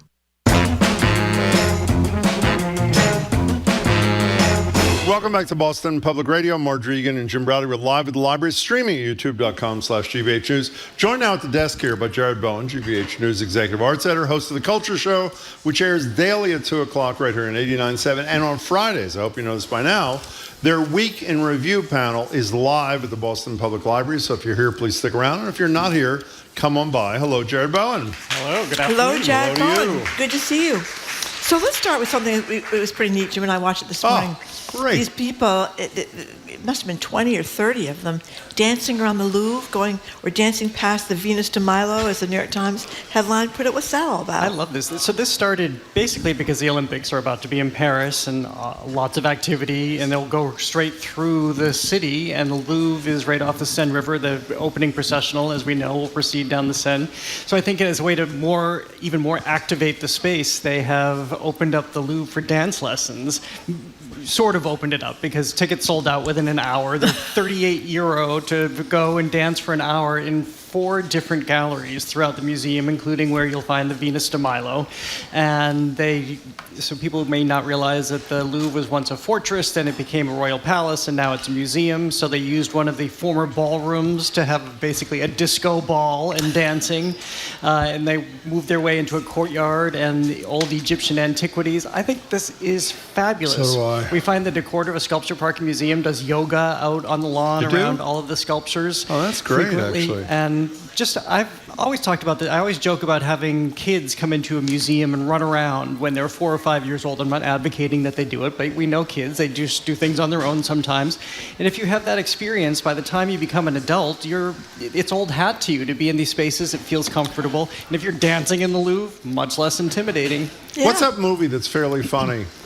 Where the guy spends it as the museum guard or whatever Ben it is? Stiller, Night Ben at the Stiller. Museum. What's it called? Night at the Museum. That's fairly funny for a second. It is fairly funny. It's not fairly saying funny it's really funny. for a second. By the way, Okay. I rarely say this on radio, but as beautiful as the concept is, you really got to check out the videos. Go to the New York Times story and you click on the videos. Are really beautiful. By the way, it's not all incredibly skilled dancers. It's people who sound like they were in a class or something and do it. And it's beautiful. The artwork in the background and the sculptures and all that sort of stuff. And now Jim has had many pictures taken of him at GBH here that have wound up on mugs and tote bags and stuff like that. And he says basically they make him look like a serial killer, and they're awful pictures of him. Or that I've been disinterred to take the photo. That's right. One of the two. So I don't know where you are, Jim. We'll find out where Jared is after he explains. This Australian billionaire was trying to was suppressed. The headline reads, "This Aboriginal artist's unflattering portrait of her." She's the richest woman in Australia. She is the wealthiest person. She has $30 billion. And I think this is somebody, Gina Reinhardt, who is used to getting her way. Her wealth comes from the mineral extraction firm that her father had that she has inherited. And many people argue that she's done really good things with it. Those people have now argued that this picture should be taken down. But this all stems from an exhibition at the National Gallery of Australia by the Indigenous artist Vincent Namatjira. and it's called Australia in Color, and he's created portraits of a number of different people, including Jimi Hendrix, and he has a very definitive style, and I think if you recognize any of the other people, it might not be an exact likeness, but as he describes it, I paint the world as I see it. Well, she doesn't like what she saw in herself, because her head is sort of tilted up, and she's given a double chin. And there it is. I think you can tell which is the photograph and which is the painting. You probably can. Maybe you can't, but I would assume you can. Oh, my goodness. That's not the most attractive. I can see why she's painting. upset. Yeah. She looks maybe... Sort of like me in the photograph in GBH, I should say. Well, she looks a little more surprised that she's been disinterred. She looks like she's in a horror movie. Yeah. She looks like she's just seen Jack Nicholson in The Shining. But this is how he represented her. And now, because I think she is somebody of influence and wealth, she wants this picture removed. And this is a classic example of you've brought horrible attention to yourself, because this museum is not going to capitulate. They're standing by their artist. They're not going to remove her portrait. And now this story has just taken on epic proportions, so that here in Boston, we are talking about this Australian woman who wants her picture out of the museum. So I'm going to ask a question that I know I'm going to regret, because I'm sure the answer is so obvious I'm going to sound like a dope, but it's too late. So if you were libeled in words and you can prove it, or slandered, it's actionable. It's actionable, and you could win and whatever. So what if you're libeled in, it's not up anymore. What if libel is not the right verb, but you know what I mean. If you're it's still there, grossly misrepresented in image, and I would say she is, pretty bad. And I would say I was. Did she not know this person's style? What? No, she didn't pose for this. I don't think she posed. No, I don't think she posed for it. No, the guy the artist. He just did it on his own. But I'm serious about this. So if most people would look at that and say, that is, I know it's your interpretation, the artist, but it is really grotesque. Is anyone ever sued over that kind of thing, or no? I don't think that you can. And why can't you? Well, how would you defend this in court? Because art is so subjective. What you think is beautiful, I could think is hideous, and vice versa. Well, how do they decide if language or description of you, one could argue, you're a horrible person, and you've done horrible things in your life? Well, that's subjective, so don't sue me. But isn't libel more intent? Did they have to prove intent for libel? Well, what if you could prove intent? They could do the same thing here. No, I'm serious. Are you putting together your lawsuit? No, I've actually put together my lawsuit already. I just haven't filed it yet. Paul says the painting looks like Ginny Thomas. Actually, could you put that up again? It does look like Ginny Thomas. Does look like Ginny Thomas. Yeah, that's Clarence Thomas' It's actually wife. a very good depiction of Ginny Thomas. No, I take that back. I shouldn't have said that. She has like pretty blue eyes. Okay, so can you research that and get back to us or something? I'll look into it. I mean, it is interesting. But it's not a ridiculous point. The other thing the artist has said here, and this would go to intent if it is true that libel would be based on intent, and here his intention, as he says, is he wants to convey that we are all equal, and this is why you'll find similarity in all the portraits that he depicts, whether they're famous, not famous, people he's associated with in Australia, or people he's never met before, but just feel like they've affected his life. So I'll try Wait a second. we'll call Margie Marshall. And Let's see stay if she on can this for help you. us. I'm sure she's waiting to give you legal advice. By the way, here's what it says. I didn't even know Time still existed. I don't mean that the hard Time magazine, yes. I didn't know that. Oh, did they just do the interview with Trump? Or they do a lot of great whatever. stuff. They didn't say. They did the whole thing about Trump's next term. And most influential person of the year. Okay, so I was wrong. So in 2022, Hancock Prospecting, which is her company, whatever her name is, Reinhardt, withdrew 15 million Australian, whatever that is, in sponsorship from funding from Netball Australia after the national team voiced its support for Donnell Wallam, who's an indigenous netballer who had refused to wear a uniform with a mining company's logo. So again, I'm not arguing against the artist. I'm just saying I assume this Reinhardt character could make a case. They have animus towards me because I withdrew funding for somebody who's funding a fellow indigenous person. So all I'm saying is it just seems odd to me that you in particular, if you can't think of a situation where someone's sued over a depiction, I'm assuming it never happened. It's just odd to me that it never has. Yeah. I'm willing to drop it. Okay, let's move on. Okay, tell us about, I saw the TV Glow, how we used to escape. I really, really enjoyed this film, and there are layers and layers and layers to it. So this is an independent film that got a lot of attraction and attention out at Sundance, and it's just been released in theaters and was proclaimed an instant cult classic. And the director and writer is Jane Schoenbrunn, and they are somebody who grew up in the Northeast, but went to school here at Boston University, and kind of came of age seeing films at the Coolidge, where they just recently were awarded the Breakthrough Artist Award, and were there for a big ceremony over the weekend. And they are trans and have made this film looking at this period in the 1990s where you have these two characters, Owen and Maddie, and they're in kind of a cul-de-sac-y type town somewhere, presumably in the Northeast, and they feel like they're outsiders even though they're supposed to be in suburbia where everything is normal and in life everybody feels the same, except because of what they're feeling inside identity-wise, they feel that they are excluded. So both of these characters start watching this show called The Pink Opaque, and it's based on Jane Schoenbrunn's deep ties and affinity to Buffy the Vampire Slayer. And it's a way that we look at pop culture, that we can have these moments, we can have these films, we can have these songs, or in this case, an ongoing television series that becomes your total escape from the world, where you find your identity in the characters and the circumstances. And here you had these young people fight Buffy slaying vampires, and in the case of The Pink Opaque, it's two girls who are fighting monsters. And what becomes interesting and layered about this is that it evolves from this interesting story about these two characters into almost a horror story. So it keeps moving and churning, and as I say, it's deeply rooted in the trans experience and their experience growing up, and there's just a lot to take away, and it's very well made. We have a little sound from the clip from the trailer of I Saw the TV Glow. Do you remember a TV show we used to watch together? It was called The Pink Opaque? Yeah. Each episode, they help each other fight a new monster from across the county. But it's way too scary for most kids. Sometimes the Pink Opaque feels more real than real life. Man, it was a TV show. Are you sure that's all it was? That's a pretty good, pretty good bite. You know, speaking of movies, which we obviously are, do you know anything about the new Copley thing that's so controversial, this Megalopolis thing? No, unless you're in France, you don't know, because it doesn't have a distributor. So there's Well,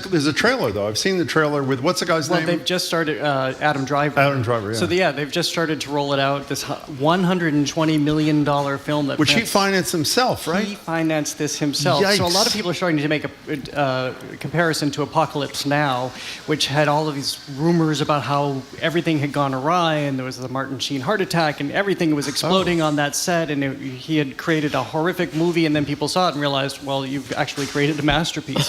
So fast forward, we're now at Cannes Film Festival, where he has introduced this film, and the first reviews are starting to come out, and I think that people really like it, despite the fact that, again, rumors abounded about how terrible it was and how much money he spent, and nobody was going to pick it up and distribute it, but that might be changing. However, that comes along, that's in tandem with this narrative that he has engaged in very bad behavior, so he has to answer for that as well. So it's a very complicated story. Huh.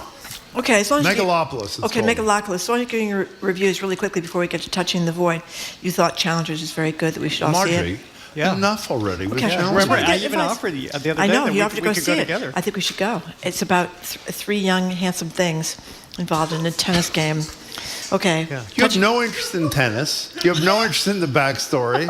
It's a threesome. That's the only reason you talk about this movie. It's not a threesome. Well, it's a three-ish some. Well, it's kind of a threesome. I thought it was like she's playing one guy off against each other. Marjorie's turning red. It's Look not at her. a threesome. She's turning red. Why don't we talk about this for a few minutes then? So, well, what does appeal to you? We're moving on. It's the moving of the tennis ball from side to side that appeals to you. What is it? It's because they just looked really young and handsome on the previews. It's a lot of fun. And I thought, and Jared told me it's going to be a lot of fun. He said he'd go see it again. That's how much he liked it. And then you know what you can do? If you go to AMC Boston Common, then you can go around the corner and have a drink in the hotel at the Ritz-Carlton where they shot some of the scenes. Really? Yeah, it'll be a whole movie tour day. By the way, and where it's playing that I know, it's a double feature with Last Tango in Paris. So you can really have a fabulous time. Okay, what about Touching the Void? This is very, very, very exciting theater. So this is at Chelsea Theatre Works. It was just extended through, I think it's May 26th. May 19th. No, it's been extended. Oh, it has? They just extended sorry. Okay. May what? So we... Wait. I talked over you. May what? I think May 23rd or 6th. We'll check it out. We'll okay, double check. Thanks. And so this is a case where you find Apollinaire Theatre, which presents at Chelsea Theatre Works in Chelsea, is a very, very small theater company, which is always really inventive. So in this case, they're so inventive that you walk into the traditional theater with your traditional seating, and within minutes of the play starting, you're transported to the Peruvian Andes, because this is the story of a man who was in this horrible mountain climbing accident. His name is Joe Simpson. He wrote a memoir that was then turned into a film that has now been adapted for the stage. And so it's really about him trying to scale this peak.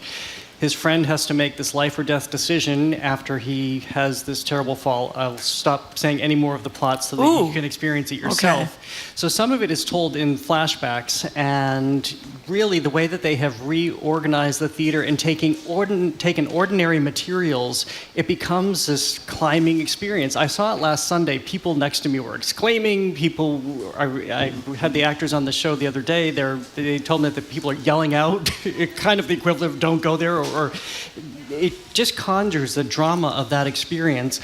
And also, I think that the strength of the script is that why, as Hillary said, I think, why climb Everest? Because it's there. But what drives these people to knowingly put themselves in such horrible danger? And then there are consequences for those left behind. In this case, we get it through the prism of his sister. I can't, by the way, it's extended through the 26th, thank you, Jamie, or whoever did that. The thing that I read about the staging is unbelievable to me. I mean, did I get this right, that it's like cloth-covered chairs that are the place of the sheer slopes or something? How convincing is all this staging stuff? Super convincing, and I think it's done through lighting, through the power of the acting, because you're really feeling their intensity, you're feeling their fear, you're feeling their boldness. But not only that, there is a level of danger in this show, because this theater has probably its double height, double story, and so you find them climbing elements of the theater, and so it's not unlike seeing Cirque du Soleil or something where there's no net and you fear for their safety just in this small environment as well. So it's there through May 26th, not May 19th, May 26th. Okay, we're moving on. Mother Play, a play in 5 evictions. Yeah, this is playing on Broadway right now. It just received a slew of Tony nominations, including Best Play, and then all of its performers, all 3 of its performers, Jessica Lange, Jim Parsons, Celia Keenan-Bolger, all received Tony nominations for their performances. Wow. This is written by Paula Vogel, who's a New Englander. She is down in Rhode Island and summers on the Cape. She's just fabulous, and she is really writing about her experience growing up as a lesbian with a gay brother and a mother who's not completely tolerant with what's going on, because we're working through the 1960s and then into the 70s, and this is very difficult for a mother, in this case played by Jessica Lange, to accept how different her children are from ordinary life, all the while she is single. It's called Mother Play, a play in 5 evictions, because she is a single mother and she's really struggling to make ends meet, and she's constantly having to move from one apartment to the next.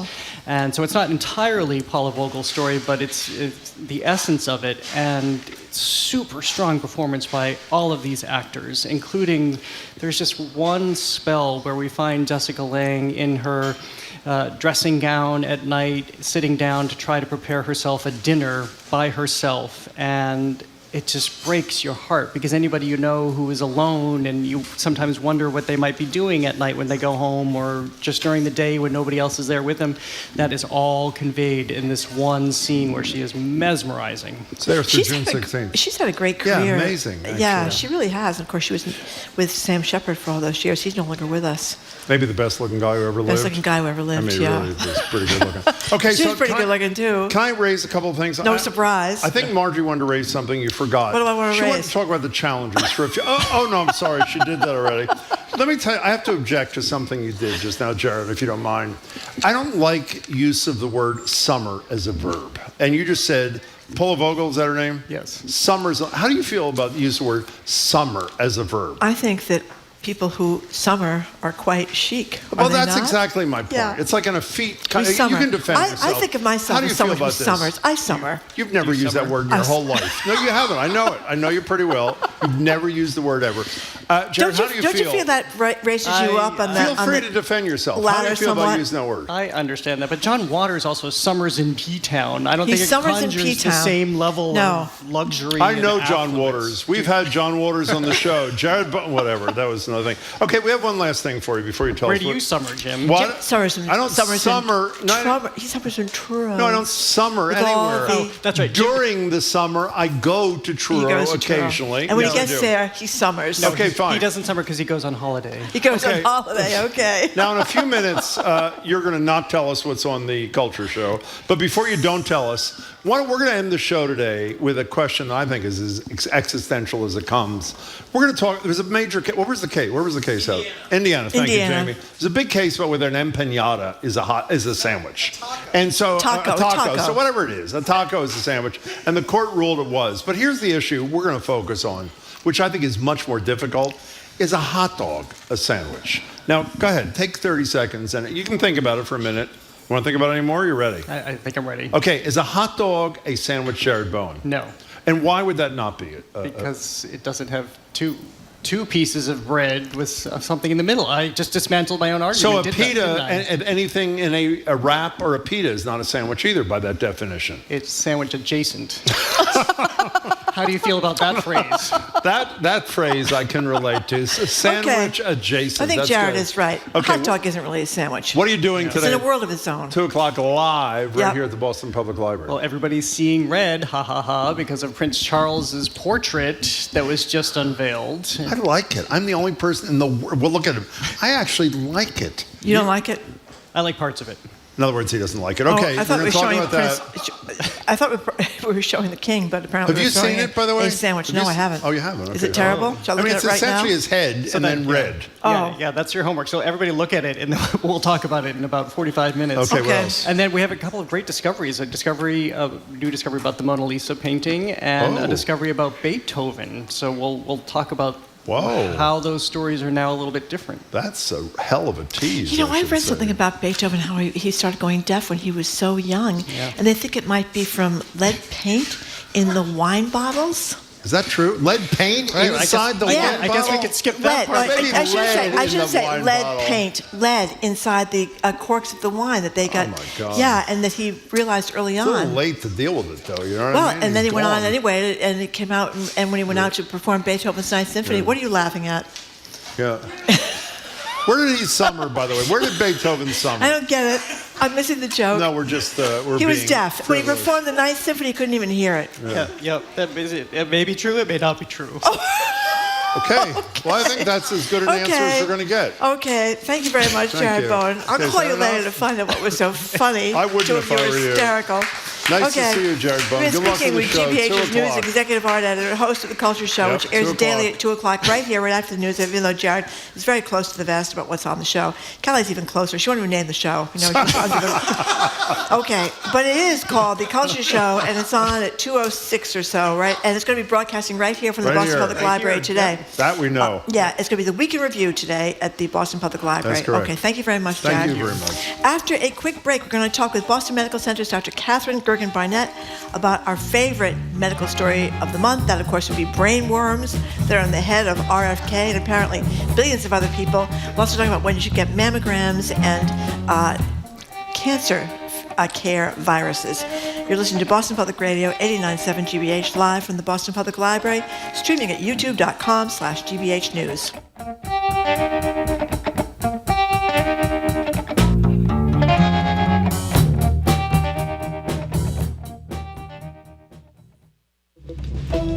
I'm Arun Roth.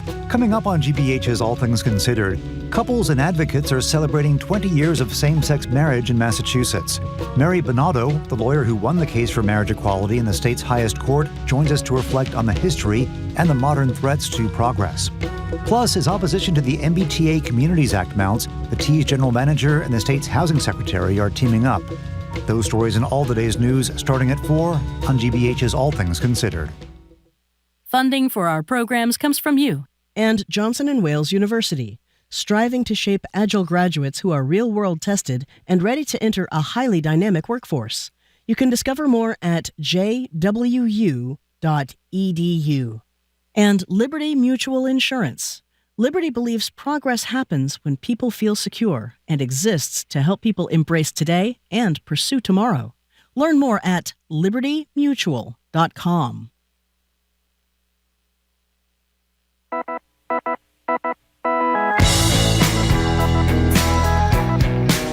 Welcome back to Boston Public Radio. Jim Browdy, Marge Regan. We're live at the library, streaming at youtube.com/GBH News.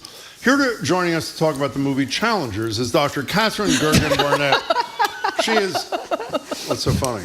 She is Vice Chair of Primary Care Innovation and Transformation at Boston Medical Center, Associate Professor at BU Medical School, and an Aspen Institute Health Innovators Fellow. It's great to see you, Doctor. How are you? Wonderful to be here. Very glad to have you. Thank you very much. Well, we're going to take things out of order because Jim insisted that we start with the worm in RFK's brain. Of course, that's Robert F. Kennedy Jr. Alleged worm. He says he's got a worm in his brain, a dead worm in his brain now, that it caused some cognitive issues and memory issues. But we've seen stories since that lots of people have parasites or worms, so we shouldn't be making jokes about this at all.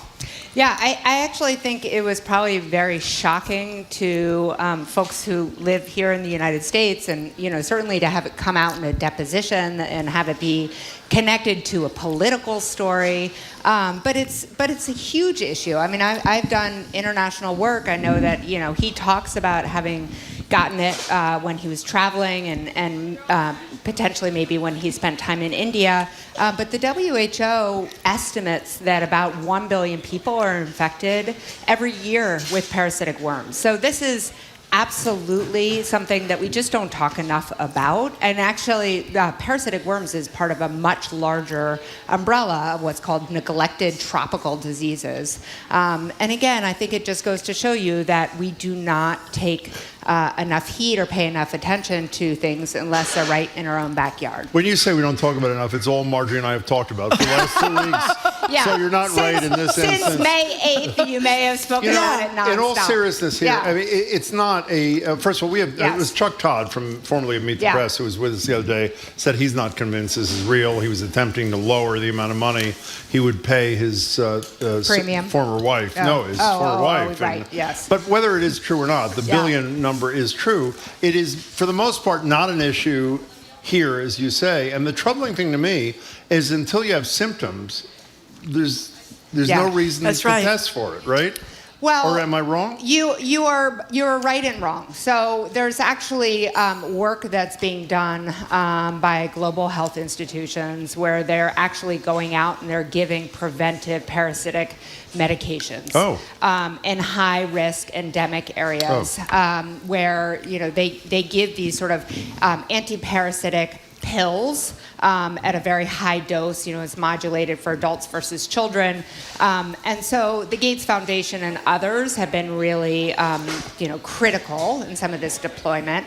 You are correct that it feels really scary to hear about, obviously brain manifestations. It is the number one leading cause of seizure disorder in Latin America.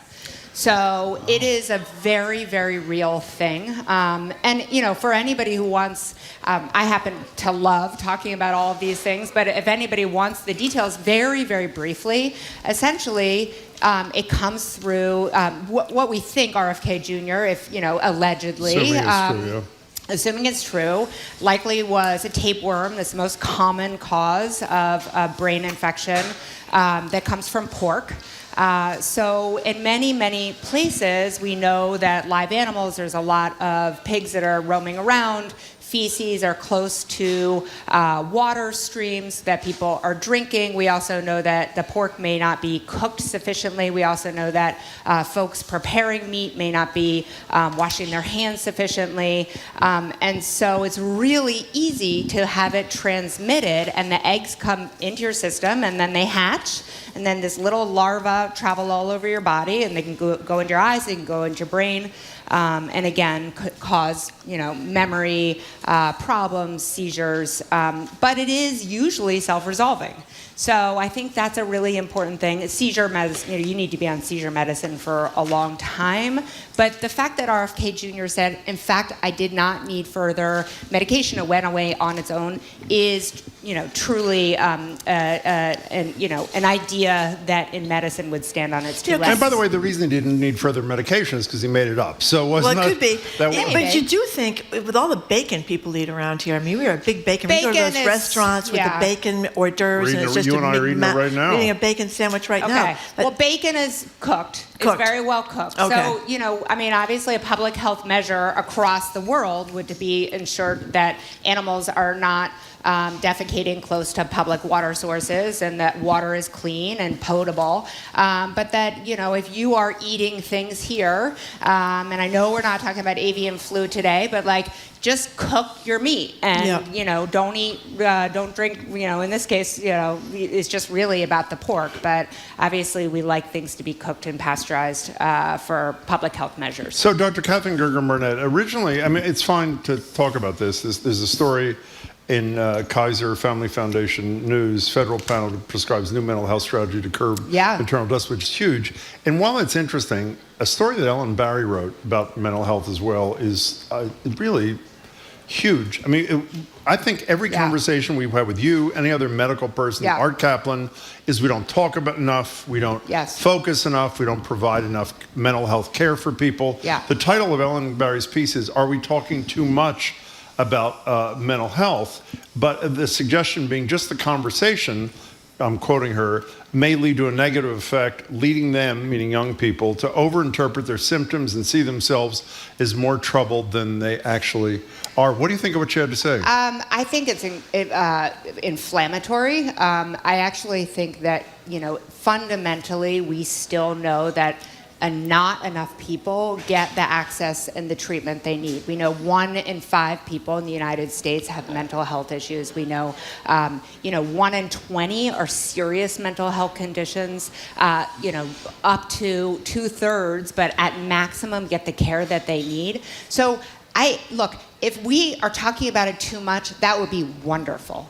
I think if we, one of the things that I actually really liked about that piece and sort of further up pieces is we have not nailed hit the nail on the head in terms of exactly what the public health measures are in terms of working in schools, doing mass education. We know that it's important. Have we done the messaging? Is due diligence? Maybe not, right? But that doesn't mean, again, I think to use the quote that was used there, and I would absolutely say as well, don't throw the baby out with the bathwater. Don't just say because some people are talking about it more means we're talking about it too much. We know that this is a huge cause of morbidity and mortality here in the United States and certainly elsewhere. So what's this new mental health strategy to curb maternal death? Yeah, so HHS just this week announced, first of all, let me back up. So May is Mental Health Awareness Month.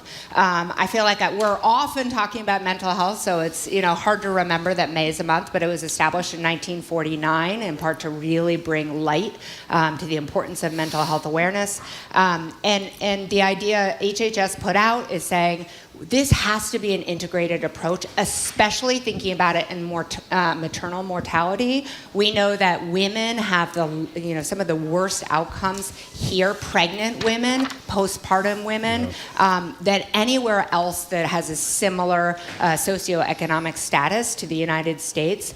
And a huge part of that is our mental health and our lack of mental health awareness in treating pregnant women and treating women postpartum. So how do you actually bring together, services in the community, in the hospital sector? I was just speaking with folks this morning from my hospital who really talked about the importance that we're doing now in pediatrics. At family medicine, we always do this, but when babies come in and the moms are screened for depression, as they should always be, we don't always have, or places don't always have the resources to link those mothers to the services they need. at BMC and other places, we're actually creating a whole set of integrated behavioral health services for those mothers. And part of it is also the training that we do for our providers. I will just give a shout out to a young woman named Martine who's here today. Hi, Martine. Who Welcome. I Glad to have you. met actually last month, came up to me after I spoke and schooled public health and doing really important work on trauma-informed care and creating new curriculum. So, it really takes all people here to be digging in and educating. You know what? We've talked about postpartum depression. We had this women in a couple of weeks ago that were talking about how this is a big deal and how that terrible case of Clancy family where the postpartum mother is accused of having killed her 3 kids. But this story talks about perinatal depression, which during pregnancy affects as many as 20% of women. That's a huge number. Yeah. So that's while you're pregnant, obviously. Yep, exactly. While you're pregnant, in terms of anxiety and depression, as you just indicated, a huge prevalence of anxiety and depression. We know these things get worse in pregnancy for a lot of women.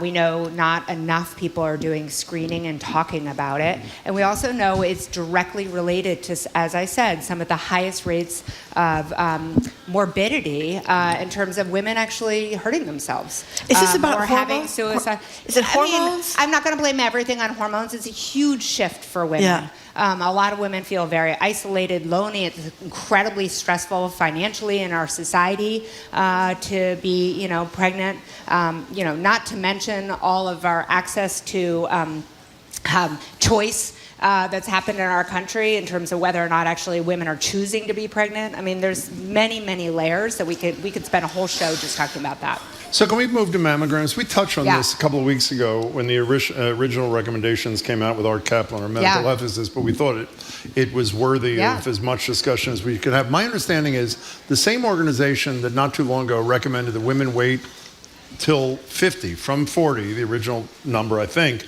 till 50, is now recommending that they get mammograms every 2 years starting at 40. Why the reversal? What happened? So USTSPF, which you're indicating, United States Task Services of Prevention, that sets a set of guidelines for public health. We've been in medicine sort of following a lot of their guidelines for a lot of things, but you also have to think about the population, that you're serving. So part of what USTSPF saw is that part of what we've talked about is that cancer is going up in young women, right? So we've known for a long time that cancer risk is high. It's the number 2 cancer in women. It's the number 2 killer of cancer in women. But actually, in ages 30 to 49, it's become the number 1 cancer and the number 1 killer in women. Why? Recently. So we don't know. We're thinking likely related to hormones in food, likely related, again, we're thinking about access to medicine, right? We do know that this is highly, skewed to Black women and women of color who do not, either access or necessarily, have the opportunity to get the screening that they need. And so gratefully, USTSPF said, this is a problem. We're missing all these women. Let's start at 40. Let's start screening at 40. Screen every 2 years, starting at 40, and go up to 74. The fact is, you should start screening 10 years before you're, of life expectancy. I actually, I think that a lot of women, I speak directly to women, a lot of women, if they are healthy and in good health at 74, they should keep getting screened, but talk to, your provider about it. And this is really them getting aligned with a lot of the other organizations that have already been out there. Well, we were just talking this morning about these PFAS, these forever chemicals being like everywhere, and people's drinking water. And then we have Silent Spring Institute that does all this research on the link between chemicals and breast cancer and the stuff you're putting in your hair, the stuff you're putting on your body. We are like so drowning in chemicals. And then the FDA is not regulating these or picking them up. Absolutely. I mean, happily there's there's an emerging and burgeoning science behind this, but it's moving way too slowly. Yeah, it makes total sense. The other thing that I think is this cervical cancer vaccination. Yeah. I remember this years ago when this was first coming out. It was very controversial. People were thinking that they shouldn't take their kids because that means their 12-year-olds are having sex, which is ridiculous. Yeah. But there was a lot of pushback to the cervical cancer vaccine, which I imagine is still continuing in some areas. Yeah. Well, I remember talking about it when it was Cervical Cancer Awareness Month not that long ago. And the importance of HPV vaccines is what you're talking about, Gardasil.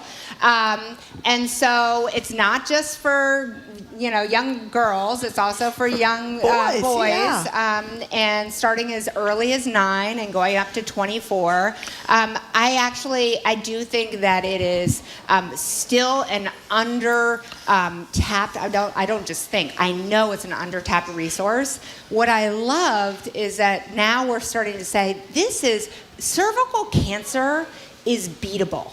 We know that if we get 2 shots, at least of this Gardasil, we are going to prevent a huge number of cancers. Add that to a regular cytology or pap smear, and we know that we will pick up early cervical cancer. Women do not have to die from this. 4,300 women still die annually from cervical cancer. Alabama, would you guys share Alabama. with me? Okay. 4th largest or highest level of cervical cancer in the United States is taking it on themselves to say we are going to beat cervical cancer. So there's such hope when it takes, a local public health department naming what's going on and addressing it. And they're going around in vans, they're going home to home, they're going to communities, they're giving vaccines, they're talking about the importance of PAP. So this is really something to keep an eye on. And for folks who have energy or interest, please, throw it behind this, because I actually think this could be a really important public health victory. One last thing about this, though. Speaking about the guy with a worm in his brain, allegedly, is this anti-vax sickness holding this effort back? I mean, it's spilling over into all vaccines, isn't it? Absolutely, absolutely. So we are seeing anti-vaccine sickness, as you said it, has hesitancy, as others may say it, spilling over into all vaccines, including, as you know, we've seen measles outbreaks, as secondary to this. I worry about us coming. I know we're just talking about where people's summer, but of course I'm starting to already think about like the fall and the flu and the COVID. So I do think that vaccine rates have declined across the board, but I do think that HPV vaccines are carved out a little bit in the way that we can talk about cancer prevention. Last question for you. If a patient comes to your office and says, Dr. Gergen Barnett, is a hot dog a sandwich? What do you say? No, serious. I'll say don't eat it. That's right, don't eat it. It's loaded with sodium. I'm so glad you said it. We only have 30 seconds. Nasty. There was a study out of the University of Michigan, not some crackpot place, a couple of years ago, that said how eating healthy things can prolong your life. And it literally said that every hot dog you eat reduces the length of your life. Was it 30 minutes or some immense amount? Is that believable? I haven't seen that data, but it's filled with only chemicals. There's nothing redeeming about a hot dog. It could be the joy that one has in being outdoors and being at the ball game. That's right. May outweigh that one hot dog, but I wouldn't make a routine effort. Okay, well, you won't it. be back. Good to see you, Dr. Catherine Gergen. Always wonderful to be with you. Thank you very much. Thank you. We've been speaking with Dr. Catherine Gergen Barnett. She's Vice Chair of Primary Care, Innovation, and Transformation at Boston Medical Center, Associate Professor at Boston University Medical School, and an Aspen Institute Health Innovators Fellow. Thanks a lot, Doctor, as always, for coming in. Okay, after a quick break, Jim is obsessed with this story, the hot dog, whether it's a sandwich or not. So we're going to open the phone lines to get to the bottom of this burning issue. Is a hot dog a sandwich? A judge in Indiana has issued a decisive verdict on whether or not tacos can legally be considered as sandwiches. So for our purposes, the jury is still out. We're going to open the numbers, the phone lines, 877-301-8970 to ask you what you think. You can call us or text us. What officially makes the cut as a sandwich? You're listening to Boston Public Radio 89.7 GBH, broadcasting from the Boston Public Library and streaming at youtube.com/GBH News.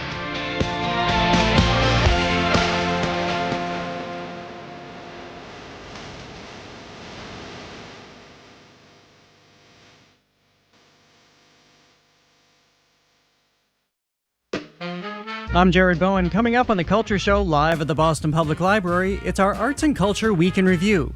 Painting the Crown Red. We look at the controversy King Charles's new portrait has unleashed. Plus, the live stream art installation connecting Dublin and New York City is shut down after bare butts and sundry other indecencies were beamed into the portal. That's on The Culture Show today at 2 on 89.7 GBH. Our programs are made possible thanks to you. And Comcast, offering Xfinity Internet, designed to provide a connection for home networks so everyone can be online at once, even during peak hours. More information at xfinity.com. And Revision Energy. Sunbug Solar is now part of Revision Energy, a solar installer committed to being a renewable energy partner for New England and working to fight climate change. Learn more at sunbugsolar.com.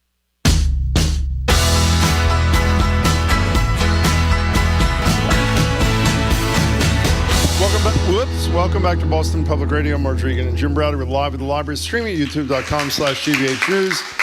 I think they're applauding for the hot dog. It's time to discuss a culinary conundrum that has stood the test of time. As a piece from the Washington Post put it, Marjorie, what is a sandwich? Believe it or not, this week an Indiana judge actually issued a ruling on this question, specifically on whether tacos and burritos could legally be considered sandwiches. The case concerned whether zoning policy could prohibit the restaurant Famous Taco from opening a location at Indiana's Fort Wayne Shopping Center.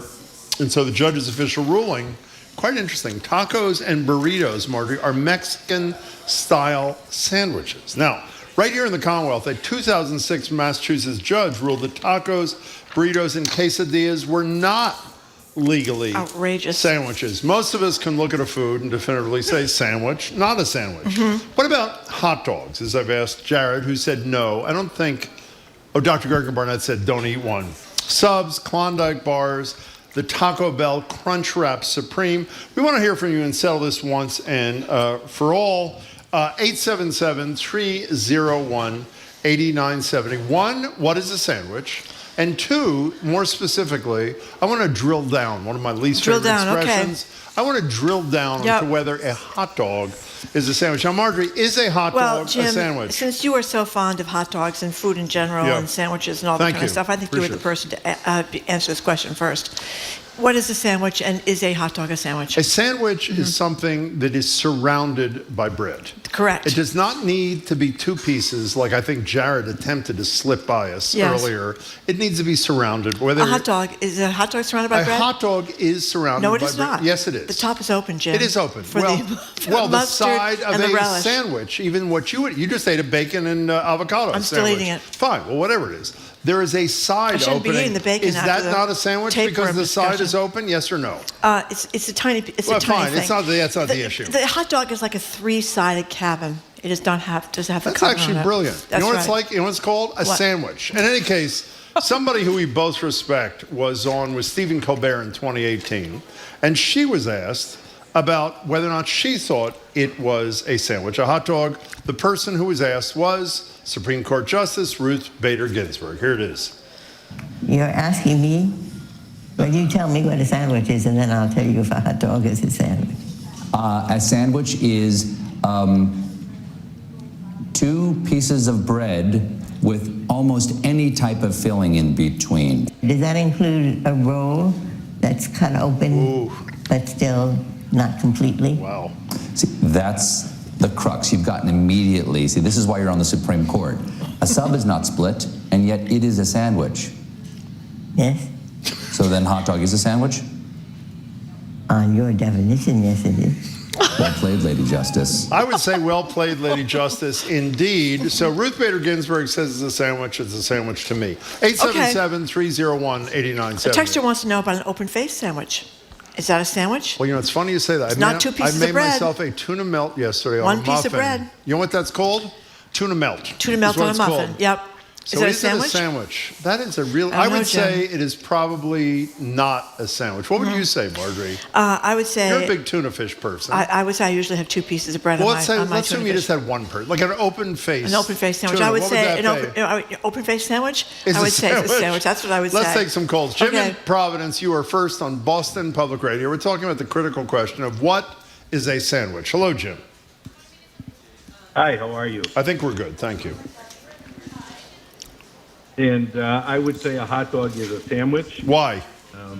It says the definition is between 2 pieces of bread. Yeah. Every roll that I've ever gotten a hot dog with always splits in half, so this becomes 2.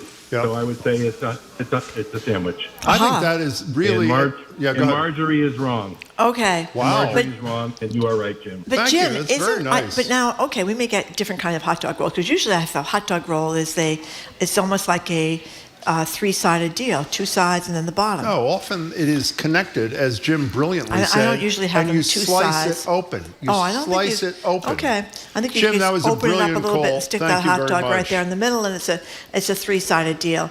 But we have another big question here. What is it? What about an ice cream sandwich? No, I mean, how many people have ice cream on bread? Well, I mean, exactly. So why do we call it an ice cream sandwich? I do not call it that. I call it an ice cream thing. I do. I always have. An ice cream always thing. will. I'll have one of Okay. those ice cream things. Ice cream thing. With the chocolate thing going on. Iggy in the car. Iggy. Thank you for calling. Iggy should be able to answer that question better than anybody. Hello there.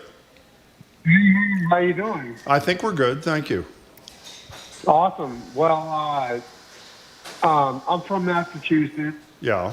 but I lived in the San Francisco Bay Area for 27 years. Oh, well, that qualifies you totally. Go ahead. The home of the burrito. Yeah. And I don't think burritos and tacos fit in. Like, I'm not going to get into the hot dog, but Well, you should tell that to the judge in Indiana, Iggy. He or she disagrees with you. What do you think about the hot dog, though? Since you lived in San Francisco, you must have a point of view on that.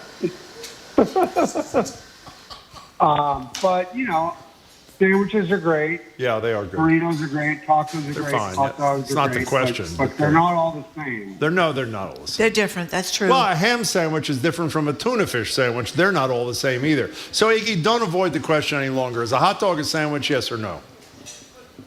No. Wow. That's pretty definitive. And why, Iggy, I'm afraid to ask? Why is it not a sandwich? Because it's on a bun. It's not between 2 slabs of bread. Wow. Okay. Yeah, a lot of people don't consider said you it. have to Thank be you. 2 slides. That seems to be a big thing for. Thank you, Iggy. However, Michael from Concord says one might have a hot dog for lunch, ergo it's a sandwich. And Cecilia says, she's calling from school, here's the thing, I believe all foods can be sorted into sandwich, salad, soup, ravioli, or steak. Under these options, hot dogs obviously have to be classified as a sandwich. That's somebody who's thought about it. Dan, Thought about a lot. But it's- what about that it's a roll, right? Lobster roll, hot dog roll. What does that mean? Well, if you have, again, your favorite thing, tuna fish salad on a roll, is that a sandwich? No. Yeah. What is it? I don't know. No, you just wanted to say no because I was going to say I yes. did. Now, Dan in San Diego says something I don't understand at all, but it's okay. Sandwiches are horizontal.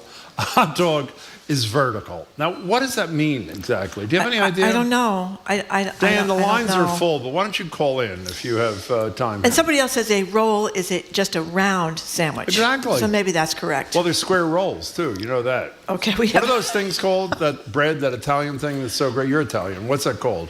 You know that great sandwich Sub thing? roll? No, not a sub. You know, like a square thing. Ciabatta. Thank you very much. That's why you know. Okay, let's go to Matthew and Maynard. You're next on Boston Public Radio. What's your deal?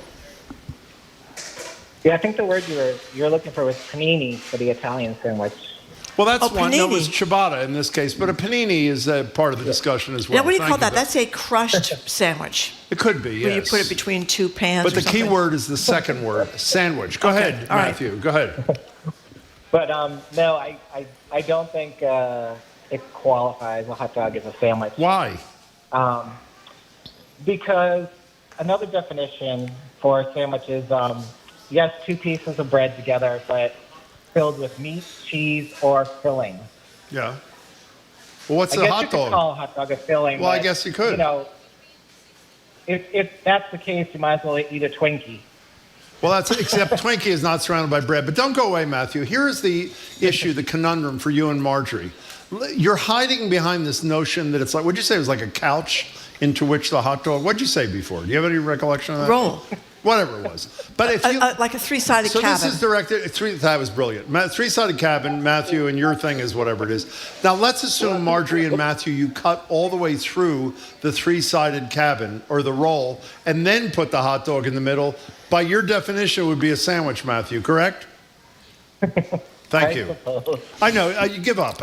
Matthew, thank you. That was brilliant by me. I appreciate that. Okay. Thank you very much. Here's a good one from Bruce in Westboro.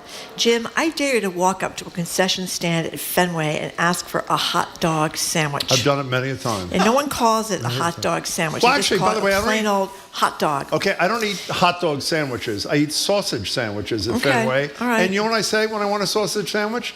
Can I please have a sausage sandwich? Did you say sausage and sandwich? You know what a sausage? Don't you say sausage roll? No, no one is. Has anyone ever said sausage roll? Excuse me, I wasn't talking to you, but that's okay. No, I was actually. I'm only kidding. Now, wait a second. Is a sausage? This is actually pretty smart. Is a sausage in any way different than a hot dog? From a hot dog?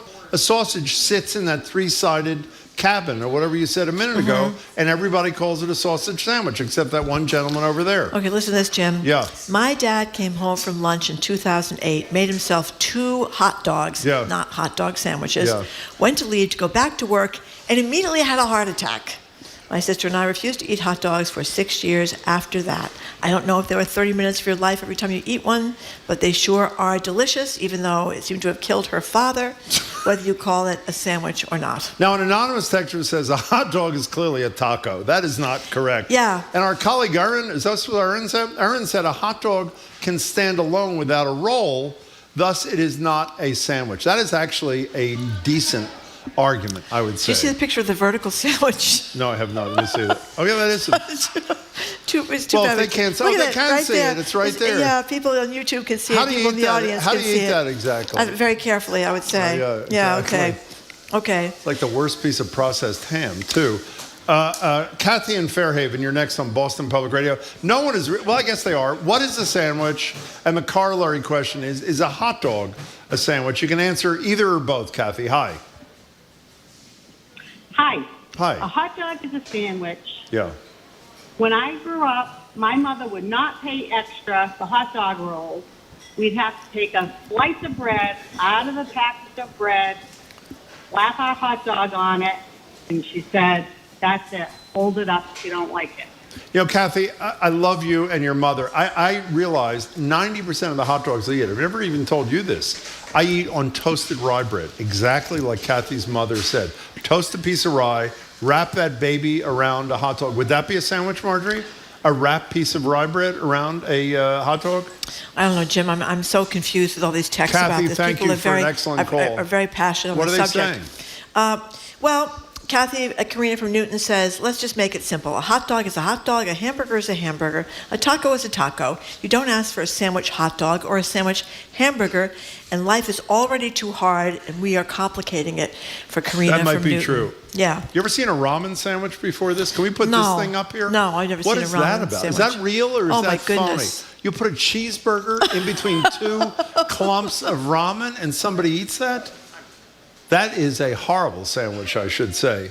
Let's go to Bonnie in Salem. You're next. Oh, Wait, okay. Bonnie, wait 1 second. Here's Joe. Like Potter Stewart, that's the former Supreme Court judge who said he knew he couldn't define obscenity, but he knew it when he saw it. Yeah. Like Potter Stewart says, Joe, I know it when I see it, and a hot dog is not a sandwich. Wow, that's actually a pretty good I argument, know, I should say. invoking the late, great Potter Stewart. That's correct. Let's go to Bonnie in Salem. Hi, Bonnie in Salem.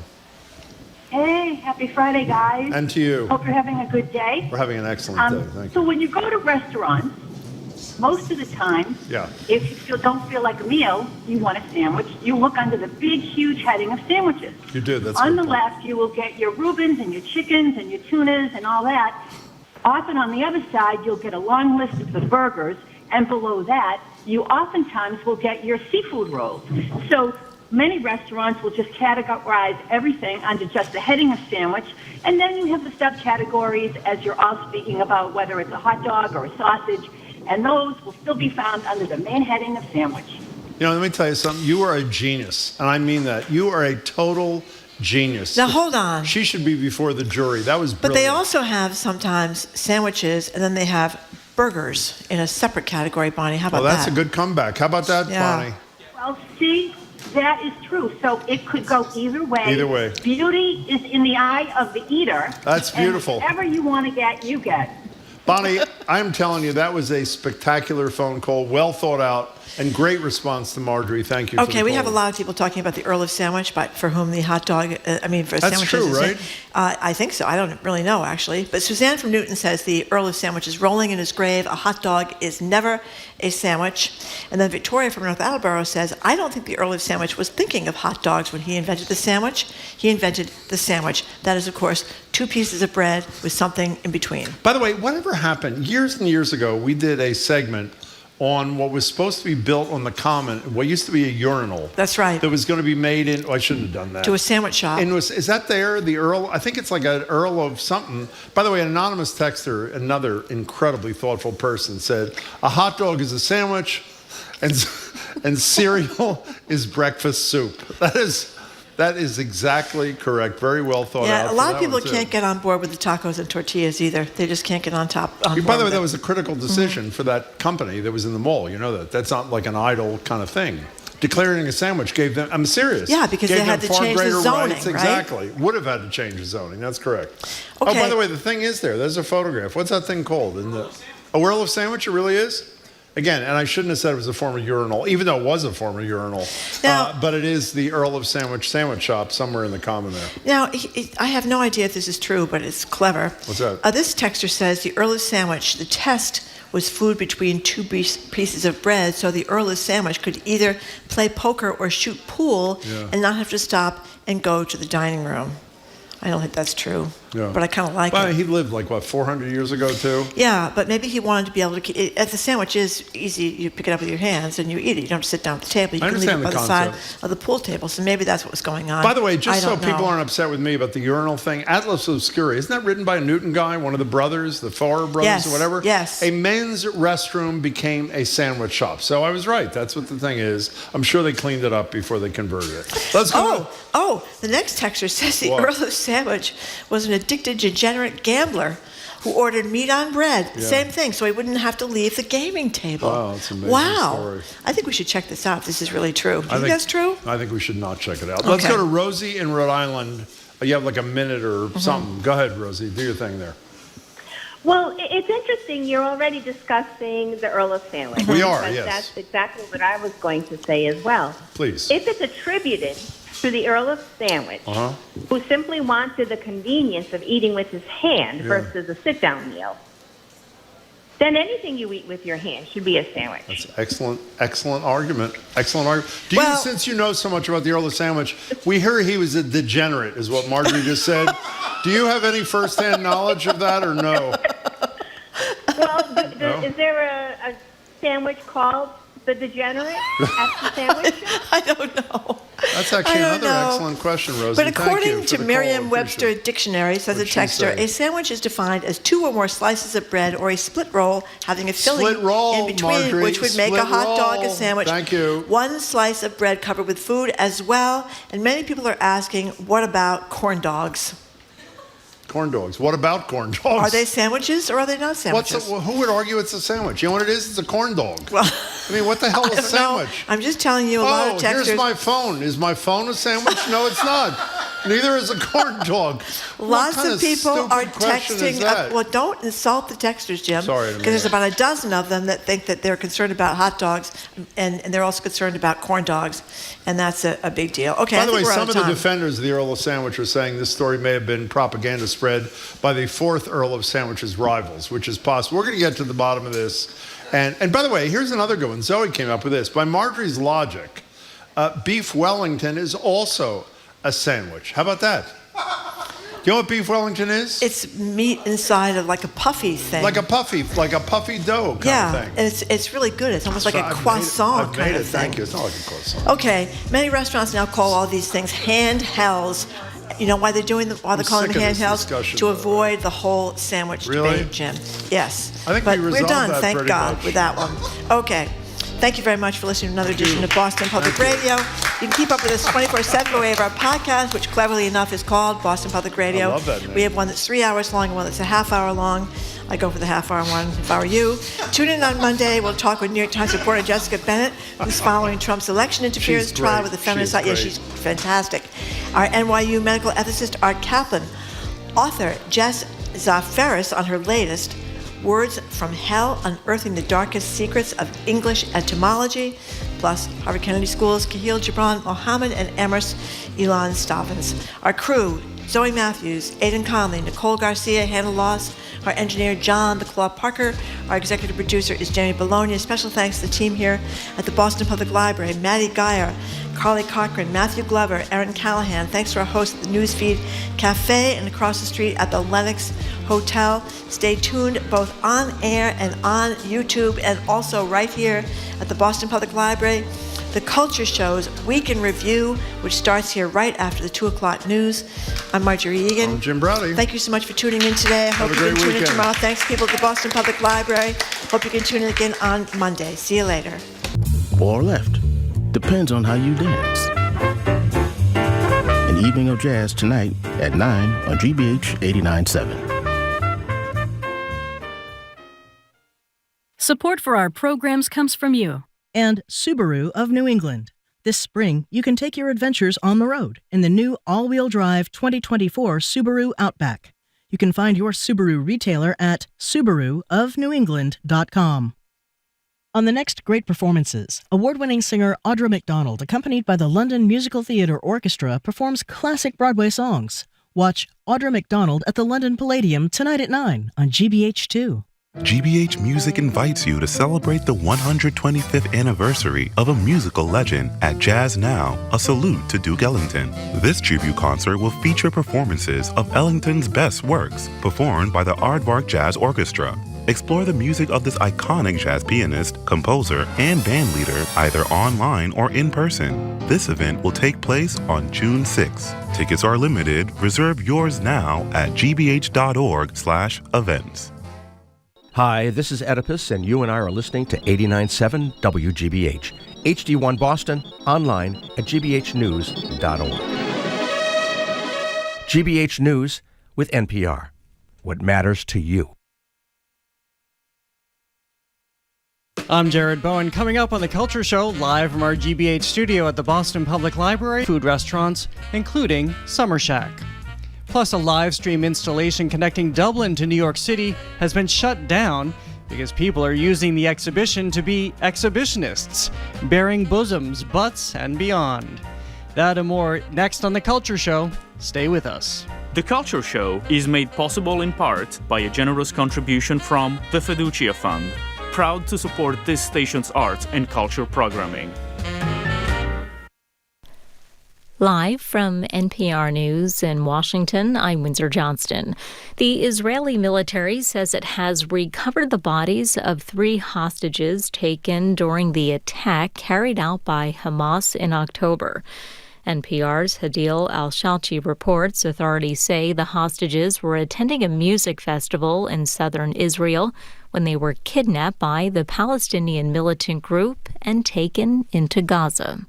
Israeli military spokesman Daniel Hagari confirmed on Friday the identities of the bodies of 3 Israelis taken by Hamas.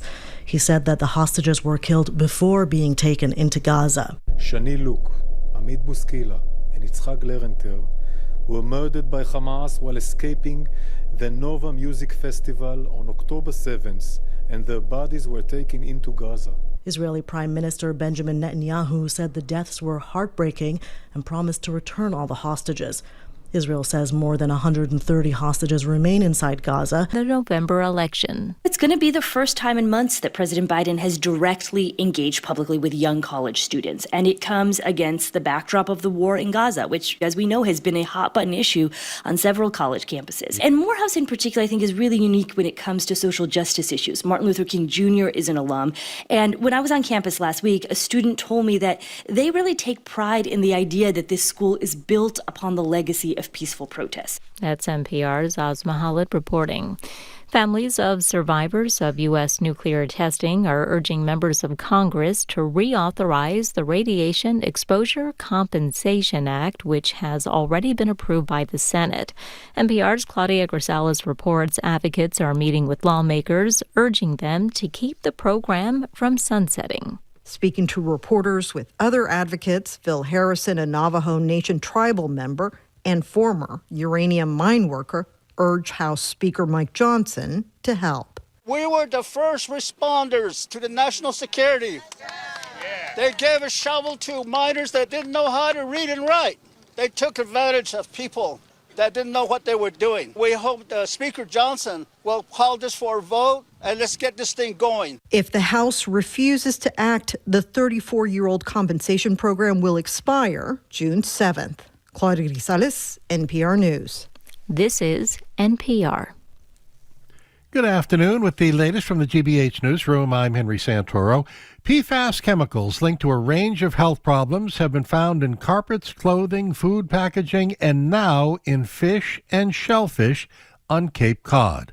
As GBH's Eve Zuckoff reports, researchers are hosting a weekend event to inform the public. Researchers measured PFAS in 114 samples of fish and shellfish from Maquoit Bay, Moody Pond, and the Quashnet and Santuit rivers.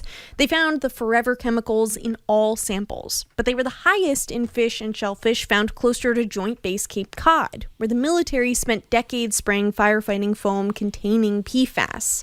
Heidi Pickard, a researcher from Harvard, says for people who consume fish from these waters regularly, most fish samples exceeded the state's fish consumption advisory. And I found that all of the fish from these different species coming from Moody Pond and the Quashnet River, so those freshwater surface sites directly down gradient of the base, exceeded that 1 meal per month limit. She'll be discussing these results on Sunday at 11:30 in the Tribal Government Center in Mashpee. Eve Zuckoff, GBH News, 89.7.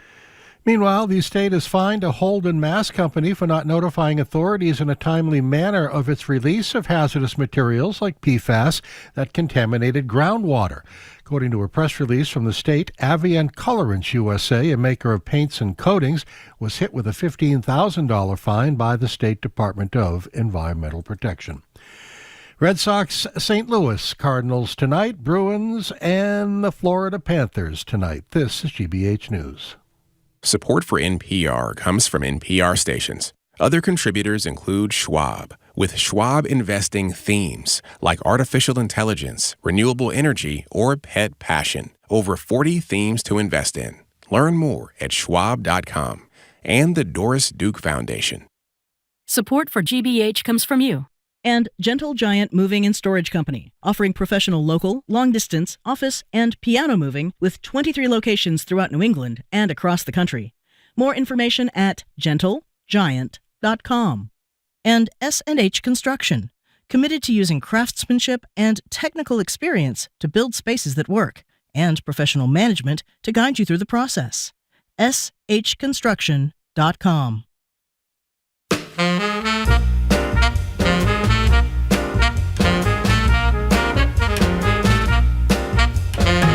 Welcome to the Culture Show, live from our GBH studio at the Boston Public Library. I'm Jared Bowen. Edgar B. Hurwick III is away today, so I'm joined by co-hosts Callie Crossley and James Bennett II. It's time for our Arts and Culture Week in Review. Here's what it sounded like.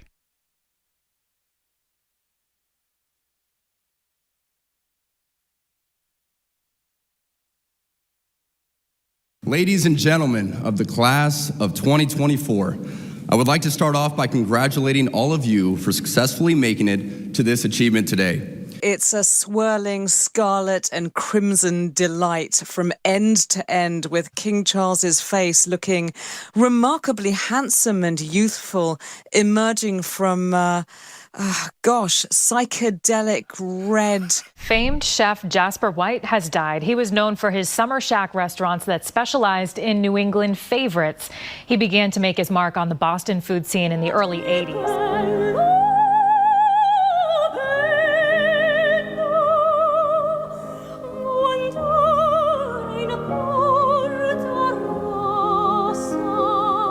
It was supposed to be a live stream connection between New York City and Dublin, Ireland, meant to foster positive interactions. But instead, it has led to some bad behavior. And now the portal has been temporarily shut down, just less than 1 week after going live. No! Cannot trick me! I think about the fundamental way that Black Twitter has sort of changed society. And so I think that we have to tell this story now. Well, as you just heard, scarlet fever is sweeping through England with the unveiling of King Charles III's polarizing portrait.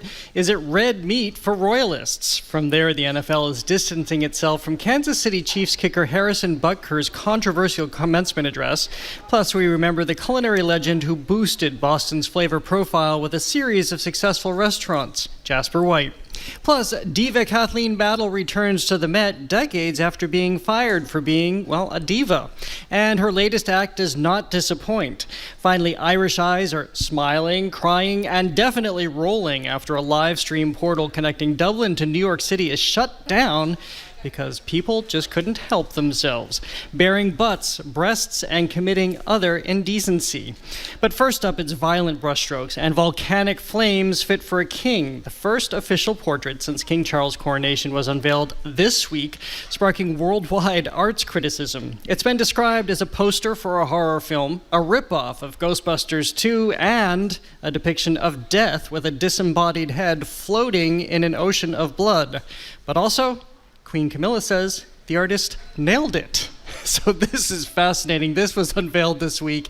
Again, so it's interesting the timing here because Prince Charles first began sitting for the portrait in 2021. He had 4 sittings with the artist Jonathan Yeo, moving into when he became king. And it emerged this week, as we said, this head kind of emerging from the sea of red, where you do find the outline of the king's body in uniform. There's a small butterfly over his shoulder indicating metamorphosis from prince to king. And, well, I'll stop talking. And Callie, you play art critic now and tell us what you think. Well, I think Queen Camilla is right in this sense. Jonathan Yeo nailed it to the coffin. Oh, boy. Are you kidding me? Are you kidding me? It looks terrible. It looks terrible. All I could think of is calling Kehinde Wiley. He's the one that did President Obama's portrait. And the guy who did President Bush's portrait was good too. This is terrible. I mean, I think it should have some relationship to the person, and this does not. We know that red symbolizes passion and fire. Does that call to mind King Charles? I just don't think so. It's joy in Asian cultures. So I just am confused by all of it. By the way, I don't care what Queen Camilla says. She's probably trying to be nice. But when the king looked at it, he didn't seem enamored, did he? He was just trying to be stoic. He was putting on his king face, you know. It's funny, you were like, you know, you wanted some more kind of connection to the person. But I was reading, like, that butterfly, it was Charles's idea, which is like on the scale of the whole thing, it's like this little tiny piece of, you know, nature, which he's, you know, really into and passionate about, kind of made it onto the canvas. But for me, like, I did see it. I was thinking blood, but then I took like a second, just a half second, and went to go and look at the rest of, you know, Jonathan Yeo's artistic portfolio. And aside from being like, you know, reminded of the famous kind of Kennedy presidential portrait, you know, was looking down, you know. There's a painting in Yeo's oeuvre, and it's called D-Day veteran Jeffrey Pattinson. It's very similar. It's a D-Day veteran, similar red, maybe more of a pink or a fuchsia, disembodied head. You can make out the uniform of, I'm assuming, this World War II soldier, just like, you know, you can make out Charles's Welsh Guard uniform. And so when you look at all these side by side, it totally fits in with Jonathan Yeo's work, and it's like, well, I guess they knew what they were signing up for. Well, here's the artist Jonathan Yeo describing the painting, or the process of painting King Charles III's portrait. All of us have our biography etched into our faces. There's more of the weight of the world on his shoulders. I mean, there's always people who disagree with you on how to paint these things. People don't agree with how I've done it, but I think it's a bit different from the other royal portraits I've seen. The colour was part of that, and just playing with this idea of mysticism and, you know, the way we, like, you know, still buy into the idea of the royal family being a bit different from us in some way. Which belies what you just said, James. I did the same thing. I looked through his canon of work. He also did the same exact visual vocabulary, immersing the actor Giancarlo Esposito in a bath of red with just the face emerging. I understand this, that you do have a vocabulary and you do have a style. We see that with Amy Sherald as we're talking about people who have painted extraordinary people like Michelle Obama. However, I think it gets lost here, and when I started to look through the rest of his work, I mean, technically, he's an astonishing painter. You can definitely tell that. However, it does kind of get lost, and I don't see how this becomes in any way distinct from the rest of his portraiture.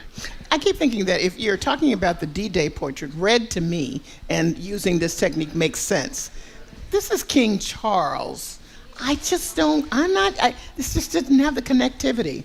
And maybe because, maybe if he made it a little bit more distinctive, but his floating out of it doesn't just work for me. That's not the guy. I'm sorry. It just feels weird.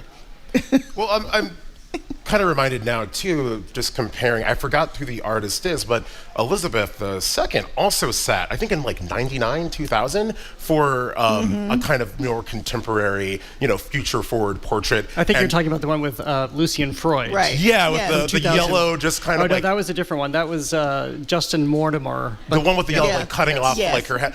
I don't know what it is with these artists and just like separating the head from the rest of the royal body, but I guess maybe Charles is trying to stay on brand like his mom. Well, in those two portraits, both of Lucian Freud and Justin Mortimer of the Queen, because the Lucian Freud portrait also drew a lot of controversy because it was, at that time, they go in and out of favor, but at that time, a very beloved queen looking older, and in the way that Lucian Freud paints, they're very fleshy. He almost sculpts and paints. You have layers and layers and layers, and people did not like it. I think that people have settled into that portrait. So first blush reactions are what we'll have. It'll be interesting to see what people think about this 10 years from now.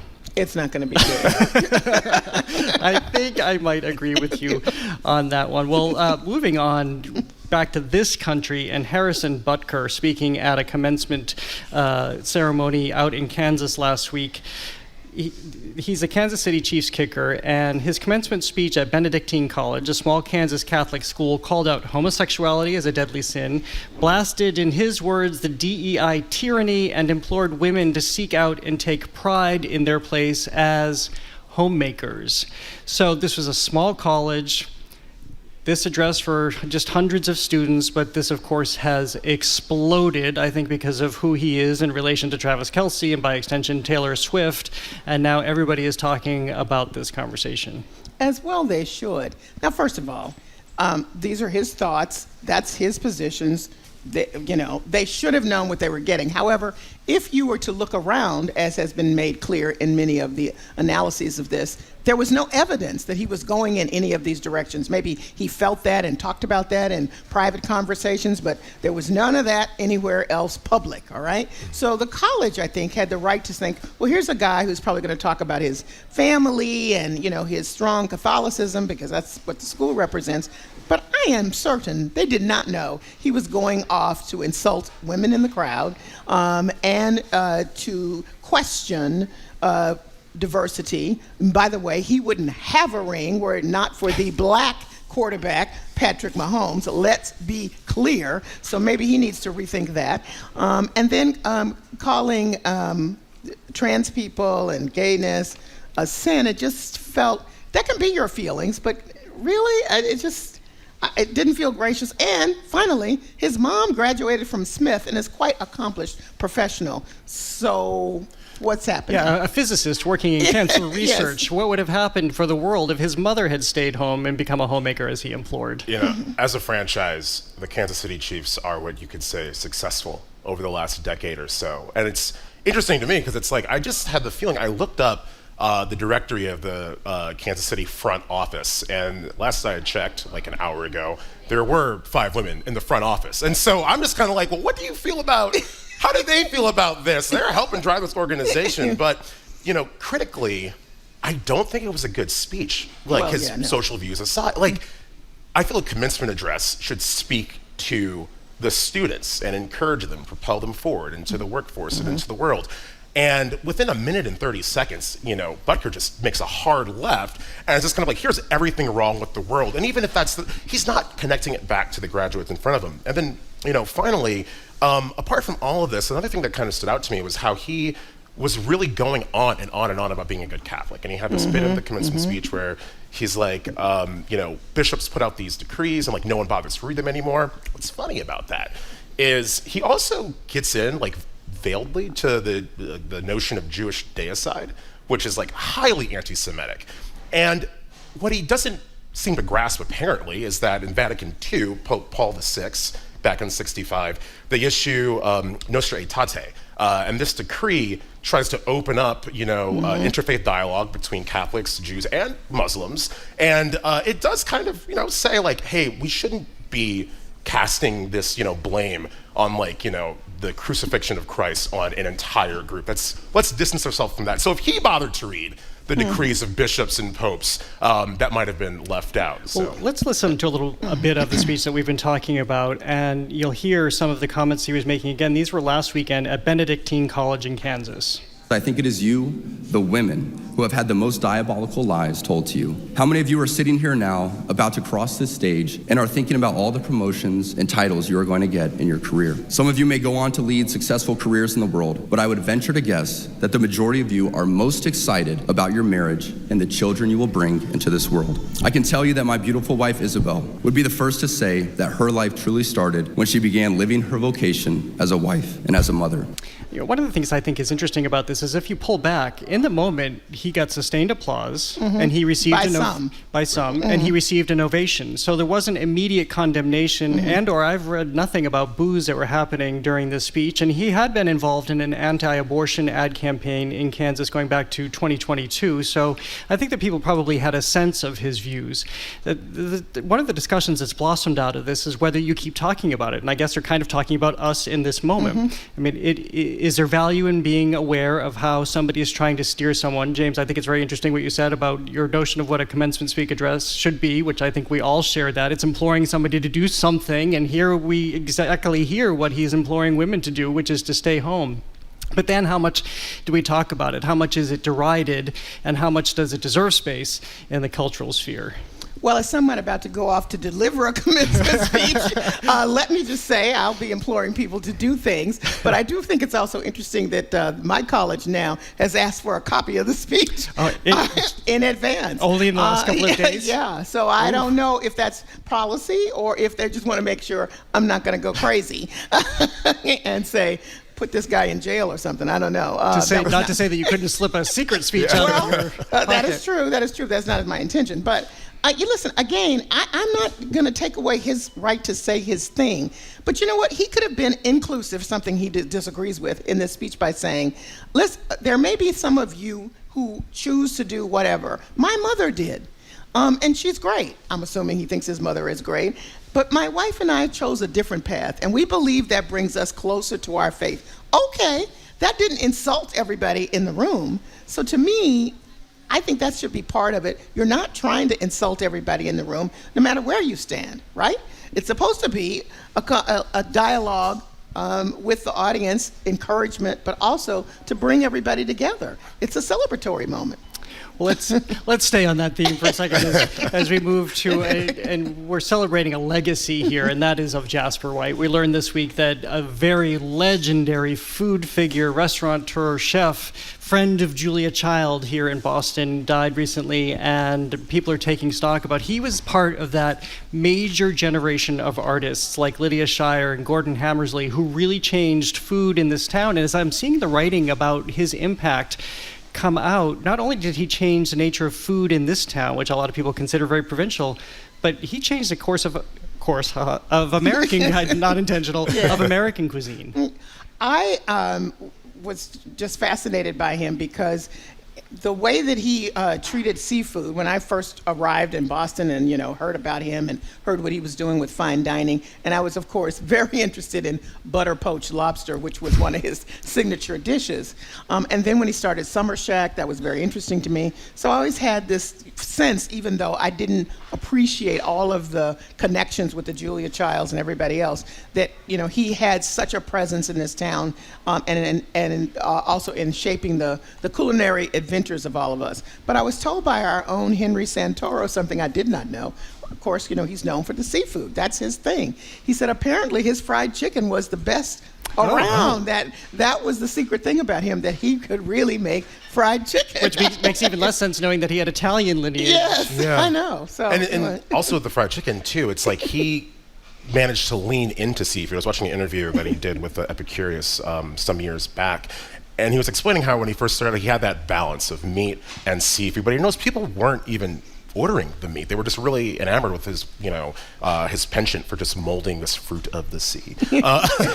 And he started taking meat dishes off the menus entirely. But, what I think is really interesting about, what we can kind of learn from what he did was just kind of the commitment to get really, really good at the thing you do and be proud of that. The culinary, legacy and scene, like the nation over, was all French. Everybody wanted to do like new French cuisine, and this was just kind of like, we don't have to do that. Like, it's fine for sure, but let's lean into the locality of what we have. Let's, lean into the skills that we can cultivate with our neighbors. And then change the level of comfort, because that was interesting too, to know that he had this fine dining restaurant and then basically went under. Well, he chose to go under because the Big Dig was going under, and he knew the impact that would have on his business, so he shifted to the Summer Shack, where you could have that amazing pan-roasted lobster and sit down at tables next to your neighbors and be all together and have a very comfortable atmosphere that reminded him of growing up with his family and the way he dined with children and or his grandparents, from whom he learned so much about cooking with his Italian roots. Those fried clams too.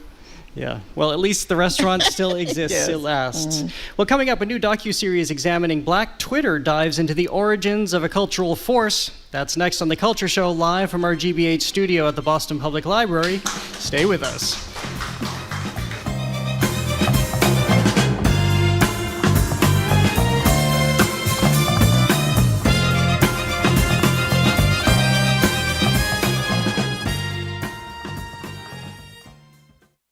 What does it take to keep a secret, one you've kept hidden for years or even decades? I would not socialize. I would not, do too much conversation around the coffee pot or in the faculty lounge. I pretty much stayed to myself. I'm Karen Brown. We explore the stories we don't tell and what they do to our minds on The Secrets We Keep, a new podcast from NEPM. Get it today wherever you listen to podcasts. Funding for our programs comes from you. And Imagine Exhibitions. Harry Potter, the exhibition, opens September 13th. You can experience the filmmaking of Harry Potter through interactive sets, props, costumes, and more. Tickets at harrypotterexhibition.com.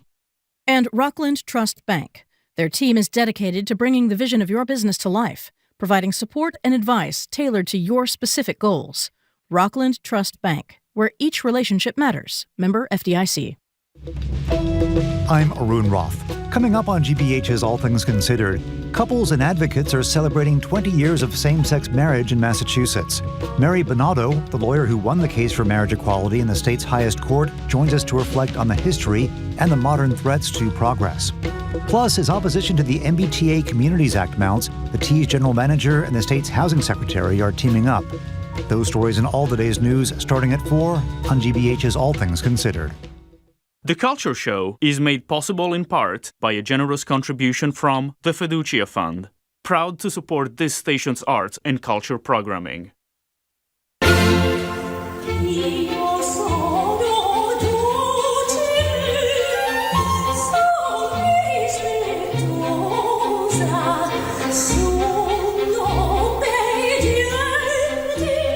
That's famed soprano Kathleen Battle, who made a much-anticipated return to the Met this week, performing there for the first time since 2016. This is The Culture Show, live from the GBH Studio at the Boston Public Library. I'm joined by co-hosts Callie Crossley and James Bennett II. Edgar B. Horwick III is off this week. It's our Arts and Culture Week in Review, and we're talking about the warm embrace soprano Kathleen Battle received at the Met. That's in stark contrast to her dismissal from the famed Opera House in 1994 for unprofessional actions, as it was called at the time. But this sounded like a pretty extraordinary moment. People turned out in droves to see her and just shared the flowers, as they say. It did sound wonderful. And she apparently presented herself in the whole aura of diva-ness that she was known for, looking beautiful and really doing, as one of the critics was saying, she returned to the program of her old songs, not even trying to adjust for maybe my voice doesn't achieve all that it could be from when I was much younger, which, you know, that's a lot of guts to do that. Yeah, I like how you said she returned to that older rep that she used to do, but I was reading one critic's review, and what he had mentioned was how some of that old diva behavior was also present on the stage, but this time the audience was just kind of like, maybe leaning into it, but they weren't as hostile towards it. You know, long breaks between the songs. She was accompanied by two musicians and would just kind of reposition them kind of at whim, apparently. And like I was just like, this is kind of like, speaking of legacy, right? It's like, this is the character that this person is inhabiting to bring us music. Let's lean into that. And it's really fascinating, like what 30 years can do to warm the heart to this person. Yeah, because I guess we should explain a little bit. The unprofessional actions were the fact that she could be tempestuous, the fact that she didn't show up for rehearsals or asked for the rehearsals to be changed and then didn't show up, and ultimately people were deciding that she was compromising artistic relationships, she was compromising the artistic integrity, and she was being nasty, as it was described to people. But I agree, I was struck by the same thing, that certainly age matters too. You have reverence for somebody who has withstood all of that. Not to say that it's defensible 30 years later, but to have her legacy kind of continue along, because I won't say end, because clearly she is back, but continue along on a higher note. Well, a couple things, because when I first read the diva behavior got her fired, I wondered, because remember, she's one of the few black folks in classical music, period, but in opera certainly, and to have the stature that she had at the time. So I'm thinking to myself, it's some of what came off to people as diva-like behavior was her demanding that she be treated like other people would be in her position. So that was the first thing. But then I read this story, which I did the same thing. I have to share this story that they called her a moment's diva extraordinaire, and said she once rang the Boston Symphony Orchestra management to complain that her hotel had put peas in her pasta, and soon after was fired. Okay, Kathleen, that's a little much. So she also made people leave the concert hall. She made her fellow performers leave the concert hall as she was rehearsing. You know, but the idea of the diva, right? It's almost legendary. Like, you know, it's one of those things like we don't realize that we maybe kind of secretly want it until it's like, I mean, like, I'm serious, right? Like, I mean, I am with you. Maria Callas kind of had a similar kind of like diva reputation, maybe not to the same extent or with like, you know, the same kind of combativeness with like, you know, her peers. Maybe it was more management. But now we're like, oh yeah, Maria Callas, like that diva, like really, you know, like go. Yeah. So. Yeah. Let's see what you say when I want to do the show without either of you in my sight line. I'll see you in 30 years, and I'll be like, that's he was onto something. Exactly. Well played. Well, now, moving on to a new docuseries on Hulu called Black Twitter, A People's History, which looks at the revolutionary moments that embody a cultural movement. So a lot of people don't know what Black Twitter is. Maybe people who aren't black and haven't been participating in a place that I heard some white person say they thought was like Wakanda, that they couldn't ever access. But here's a clip from Hulu's new docuseries, Black Twitter, A People's History. So many people have asked me about, what is Black Twitter? I didn't know there was this thing out there called Black Twitter. Black Twitter. Black Twitter? Let me introduce you to Black Twitter. There's serious elements to it. Hashtag Oscars so white. The January 6th insurrection. The pandemic is taking an especially heavy toll on minority communities. But mostly, it's joy. there was this humor, there was this comedy. Yeah, there's this whole range from the humor Yes. to having a fundamental role in social movements in this country. It's really interesting. So let me start at the end and go back, or maybe the present, and say that I think because when Twitter turned to X, there has been a lot of disbursement, and now you see some stuff that you might have seen on Black Twitter on TikTok. So let me just say that. Black Twitter is so clever and rapid fire clever. When anything happens that has any cultural resonance at all, my niece is sending me this like, look at what Black Twitter's saying. So when people say, well, what is it and how do you access it? You access it by the cultural nuances of it, and most people don't know them, so you therefore can't find it. That's just what happens. But I like what is said in this article, upon which the Hulu series is based, says Black Twitter's influence is multifaceted, serves as a watchdog, critiquing mainstream media's portrayal of Black individuals and communities, often challenging and correcting misinformation and biased narratives. It's a haven for cultural expression and identity, where memes and hashtags do more than entertain. They echo the voices of a community striving for representation and respect. And for me, something that really exemplifies that is if I were gunned down. That was a hashtag. And it showed all those young people who've been, gunned down. It was in reference to young people who had been gunned down by the police, and showed what the narrative was of the pictures of how they looked, like thugs over here. But here was their graduation picture. Here they were with their families. These were not the images that ever were put forward in telling the story of what happened to them. Yeah. I mean, the thing about this documentary, it really made me want to be back in 2014. 2014 was so fun. What happened? We do know what happened. 2016 happened, and 2020 happened. But what's interesting about Black Twitter as a concept is that it's almost, if you have the idea that Black culture drives culture, Black Twitter exists as like an actual archive you can see of the evolution of American culture from the late 2000s up until, honestly, the Elon Musk takeover. I kind of get annoyed sometimes when I see, people talk about Gen Z slang. And I'm like, that's not Gen Z slang. Right. That's our slang. Yeah, you might have found out because of, how it's used on social media, especially Twitter. And Baratunde Thurston is one of the, people that's, interviewed extensively in this series. And he has this great quote.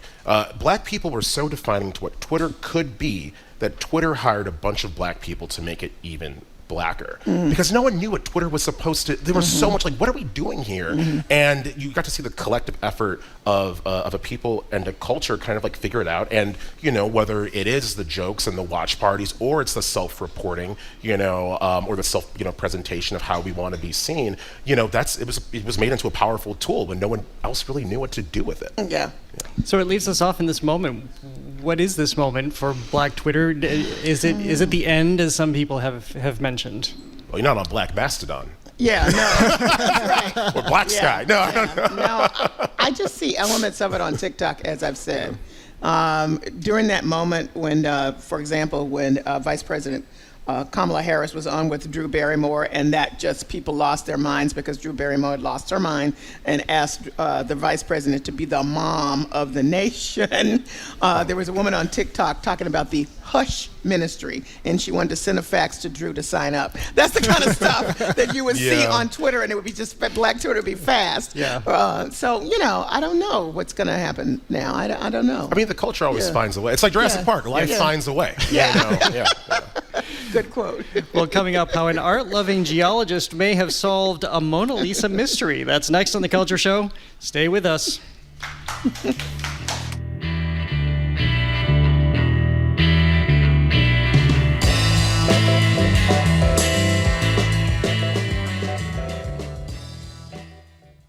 College in the U.S. is expensive. And just when you thought you were done paying... Well, there's a technology fee. Extracurricular related fees. Textbook fees. There's a $60 fee if you don't correctly check out. I'm paying fees for things that I don't even use or necessarily need. Why schools nickel and dime their students. On our podcast, College Uncovered. Colleges and states often want to push charges into fees so students pay for it instead of scholarships. Listen today, wherever you get your podcast. Our programs are made possible thanks to you. And Wellwithal, believing that self-care is community care. Wellwithal is committed to leading the fight for health equity, donating 20% of profits to support underserved communities. They won't stop until it is truly well with all. Wellwithall.com. And JTA, Joe the Architect, an architecture, interiors, and branding firm committed to creating spaces people can live, work, and dine in. Joe the Architect. Let's make someplace great. Learn more at joethearchitect.com. French shopaholics can get help by joining a 12-step program called Capitalists Anonymous. I'm Marco Werman. As chapters of the group open throughout France, we'll see what recovery from capitalism looks like. That story and other news from around the globe next time on The World. This afternoon at 3, here on GBH News 89.7.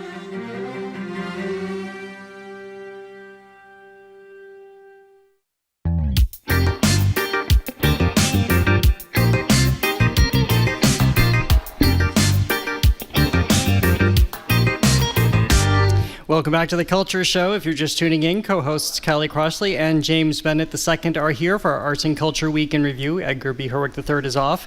We're calling this next portion of the show the Discoveries of the Week, starting with The Portal, an art installation that connects Dublin and New York City through a live stream. The team behind the installation said it would redefine the boundaries of artistic expression and connectivity. Instead, people removed all the boundaries, beaming their bare bosoms, butts, and beyond into the portal. So this week it was shut down because, well, we can't behave in public. I always have a favorite story of the week. This is my favorite story of the week. What on earth? So this had all the great intentions. So you had one in Dublin, you had one in the Flatiron District in New York. It's 12 feet tall. It's a big, basically giant webcam where you can step up, look into the portal, and see Dublin. Only you didn't see Dublin. You saw people raising their middle finger or the two fingers, or so, as I'm doing it on our live stream. Didn't mean to do that. I won't do anything else they did. Post. And then, they started taking off their clothes and then even doing horrible stuff like just holding up pictures of the burning Twin Towers. So I first was reading all of these depictions of things happening in Dublin, and then I thought, at least we were behaved. No, we weren't, because we were doing the same things on our side. What is wrong with us? Well, Ava Louise, who now has thousands of new subscribers to her OnlyFans page, she's the one that showed her boobs. She calls it her 2 New York homegrown potatoes. She said she didn't do it willy-nilly. She did it because somebody flashed the 9/11 towers, and she was like, well, take this, you pig people over there. And she said she didn't expect that it would bring her the kind of money and, semi-fame that she has, but it has, and she's okay with it. Yeah, she's laughing all the way to the bank. Yes, she is. Yeah. It's part of me is also like, what do we expect to come out of it? I genuinely am curious. New York, I can't speak for Dublin. I had optimism. Yeah, I've never been to Dublin, but New York is a city full of almost 9 million people, and even more coming in from the tri-state. You're in a very heavily trafficked part of the city, in Flatiron, effectively, like you said, next to a giant webcam. Lest we forget what webcams were invented for, in part. And I do find a little bit of humor in this.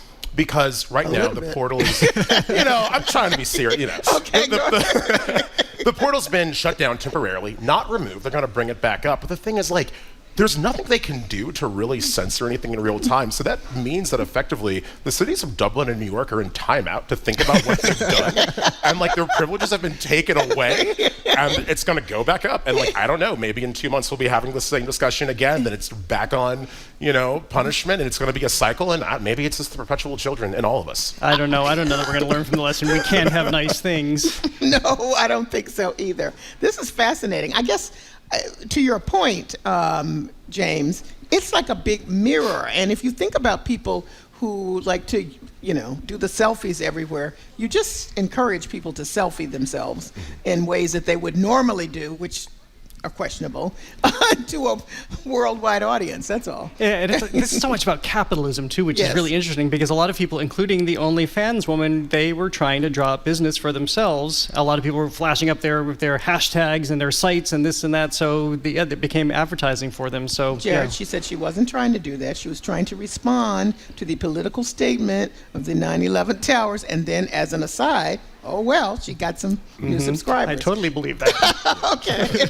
I'm just trying to tell you what Ava Louise said. All right, we'll move on to another discovery now. This is the mystery of the Mona Lisa's background, creating some controversy here because there is a geologist / art historian who says that she has traced Leonardo da Vinci's footsteps, and knowing rocks as she does and land formations as she does, she figures that the background in that portrait is the northern Italian city of Lecco near Lake Como, but not everybody is buying it.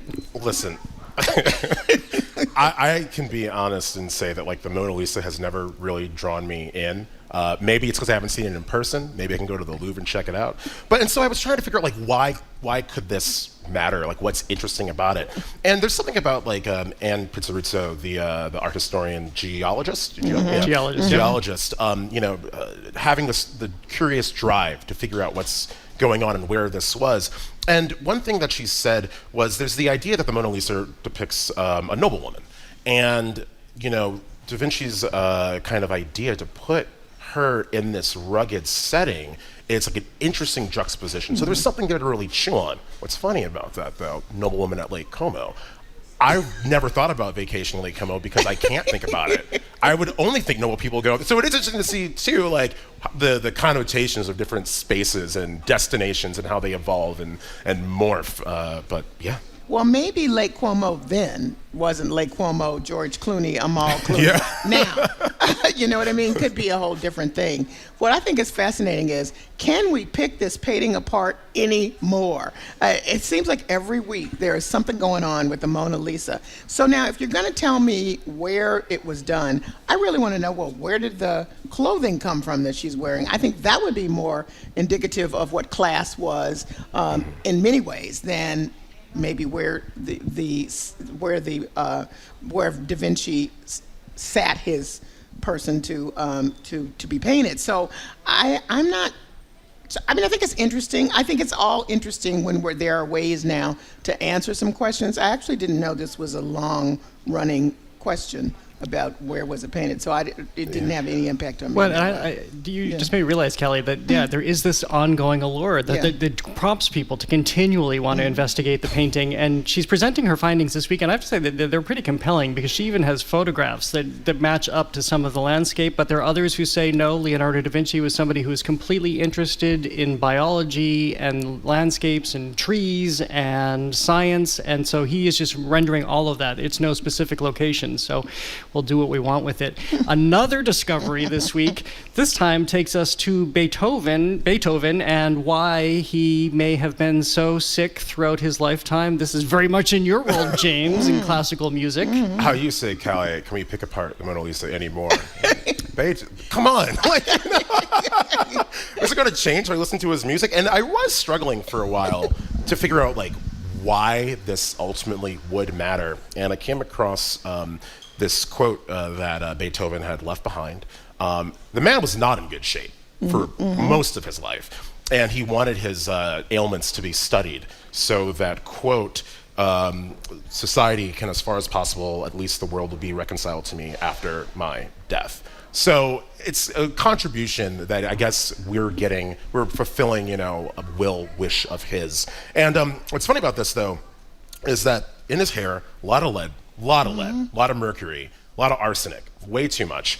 And so one of the symptoms of lead poisoning is hearing loss. And it turns out that Beethoven, he drank a lot, about a bottle of wine a day by some accounts. And he liked plum wine. And plumbed wine is when you're using lead acetate as a sweetener.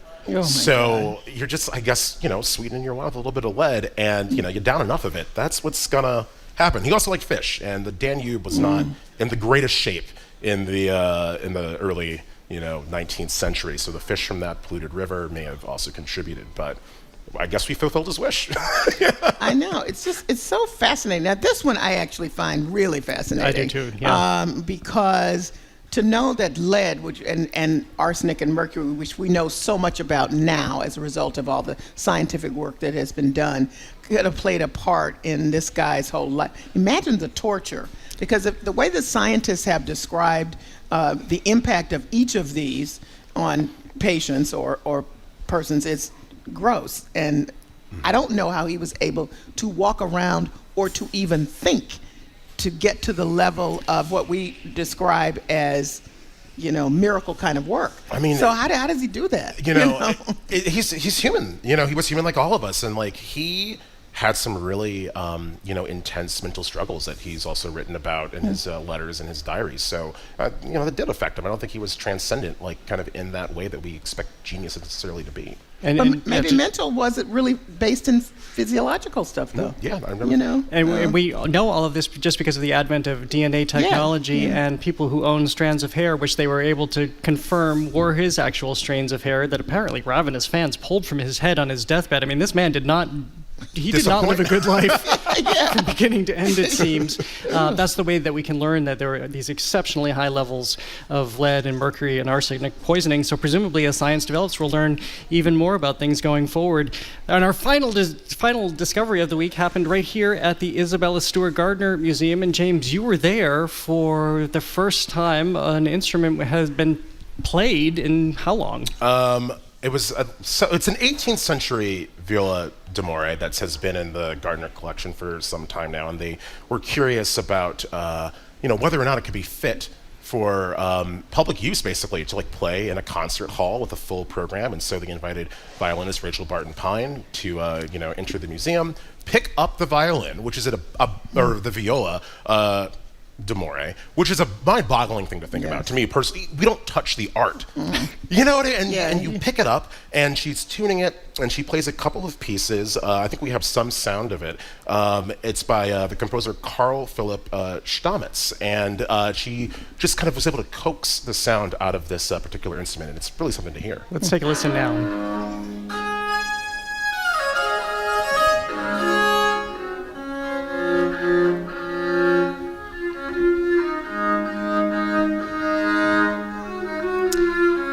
James, we talked a little bit about this yesterday, but what was the aim here? Again, going to your point that we don't get to normally touch nobody gets to touch the artwork. Even the conservators are so exceptionally careful. To what end are they wondering how this instrument can be played now?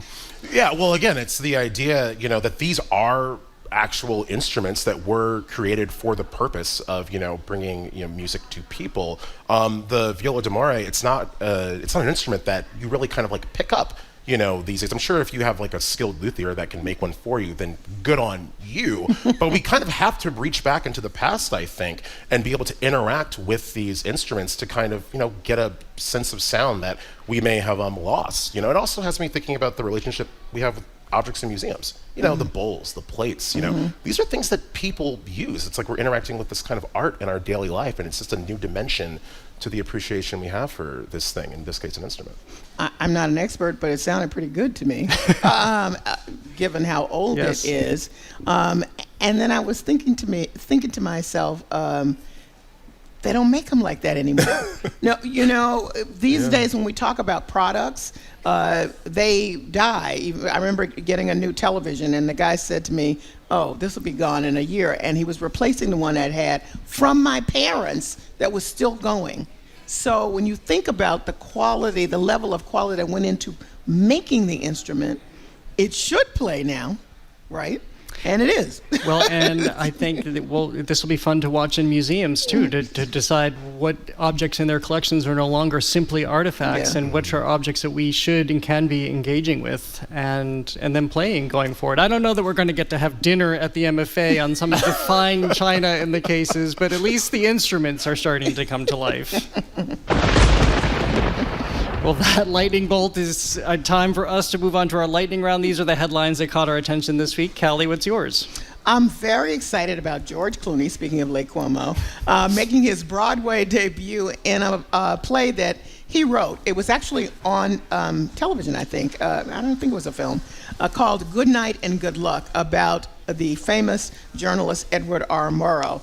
And Edward R. Murrow was famous because he relentlessly forced CBS, that was his employer at the time, to cover Senator Joseph McCarthy and his campaign of making lists and trying to out alleged communist sympathizers. So this is going to be fantastic. He'll use essentially the same work that he created. It was a film, 2005 film. I'm just looking at it right now. And that was a really great, by the way, that was in black and white. So this will be interesting because you'll see him obviously in color on the stage there. So I'm looking forward to it. That is a really good director, by the way, David Cromer. Yes. I feel like everything I've seen that he's ever done, including The Band's Visit, is spectacular.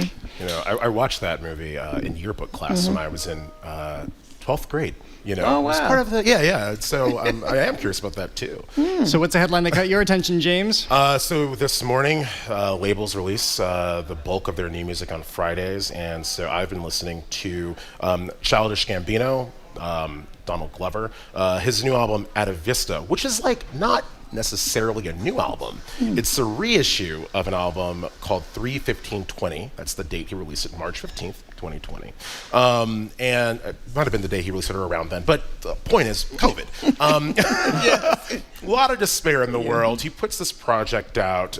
He went through some personal tragedy, and he generally felt that this piece of art that he created, it wasn't finished. You know, it was kind of rushed. He just kind of threw it out there, and so he recalled it, you know, remixed it, remastered it, rearranged it, brought in some new features, and has just produced this, you know, great new, you know, album that, to me, is very summery, deeply in a space where so much music is so electronic forward. It's notable to me when a very electronic kind of, you know, pounding album can sound fresh. And so, yeah, Ariana Grande, 21 Savage, Summer Walker are all the included features on this album, and yeah, we'll listen to it again as soon as we finish up the show.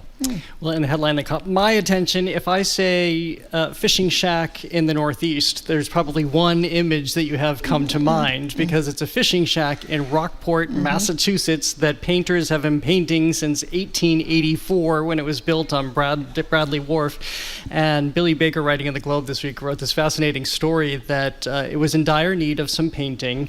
To give you the image, if you haven't conjured it, it's this red fishing shack just right out on the water, and it couldn't be more New England.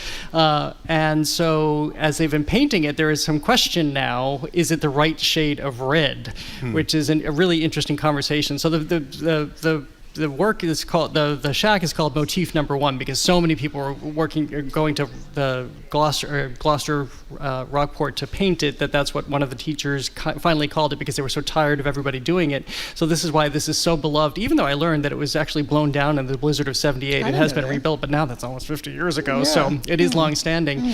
But I find it a really fun conversation, especially as we're talking about all the red that's in King Charles's portrait. So maybe they took some of the leftover red paint and are using it here.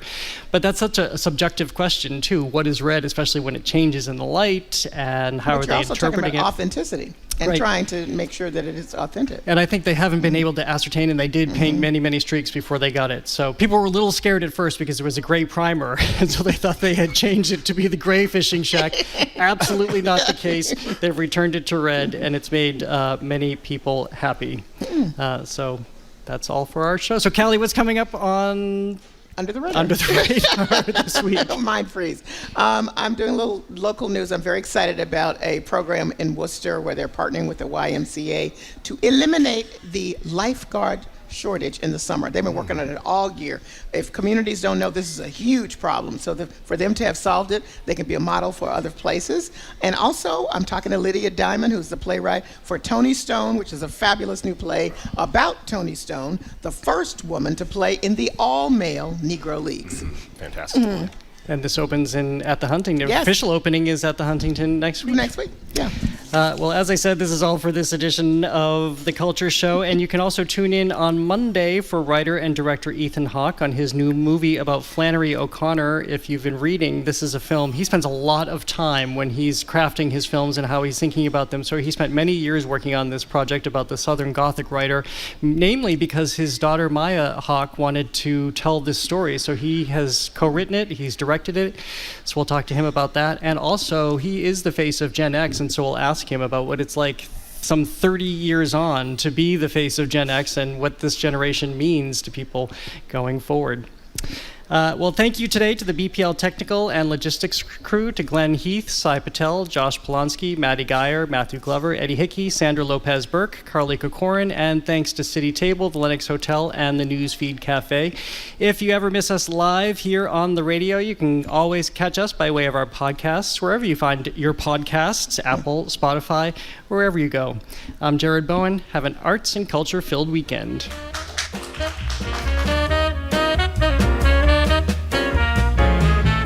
The Culture Show is made possible in part by a generous contribution from the Fiducia Fund, proud to support this station's arts and culture programming.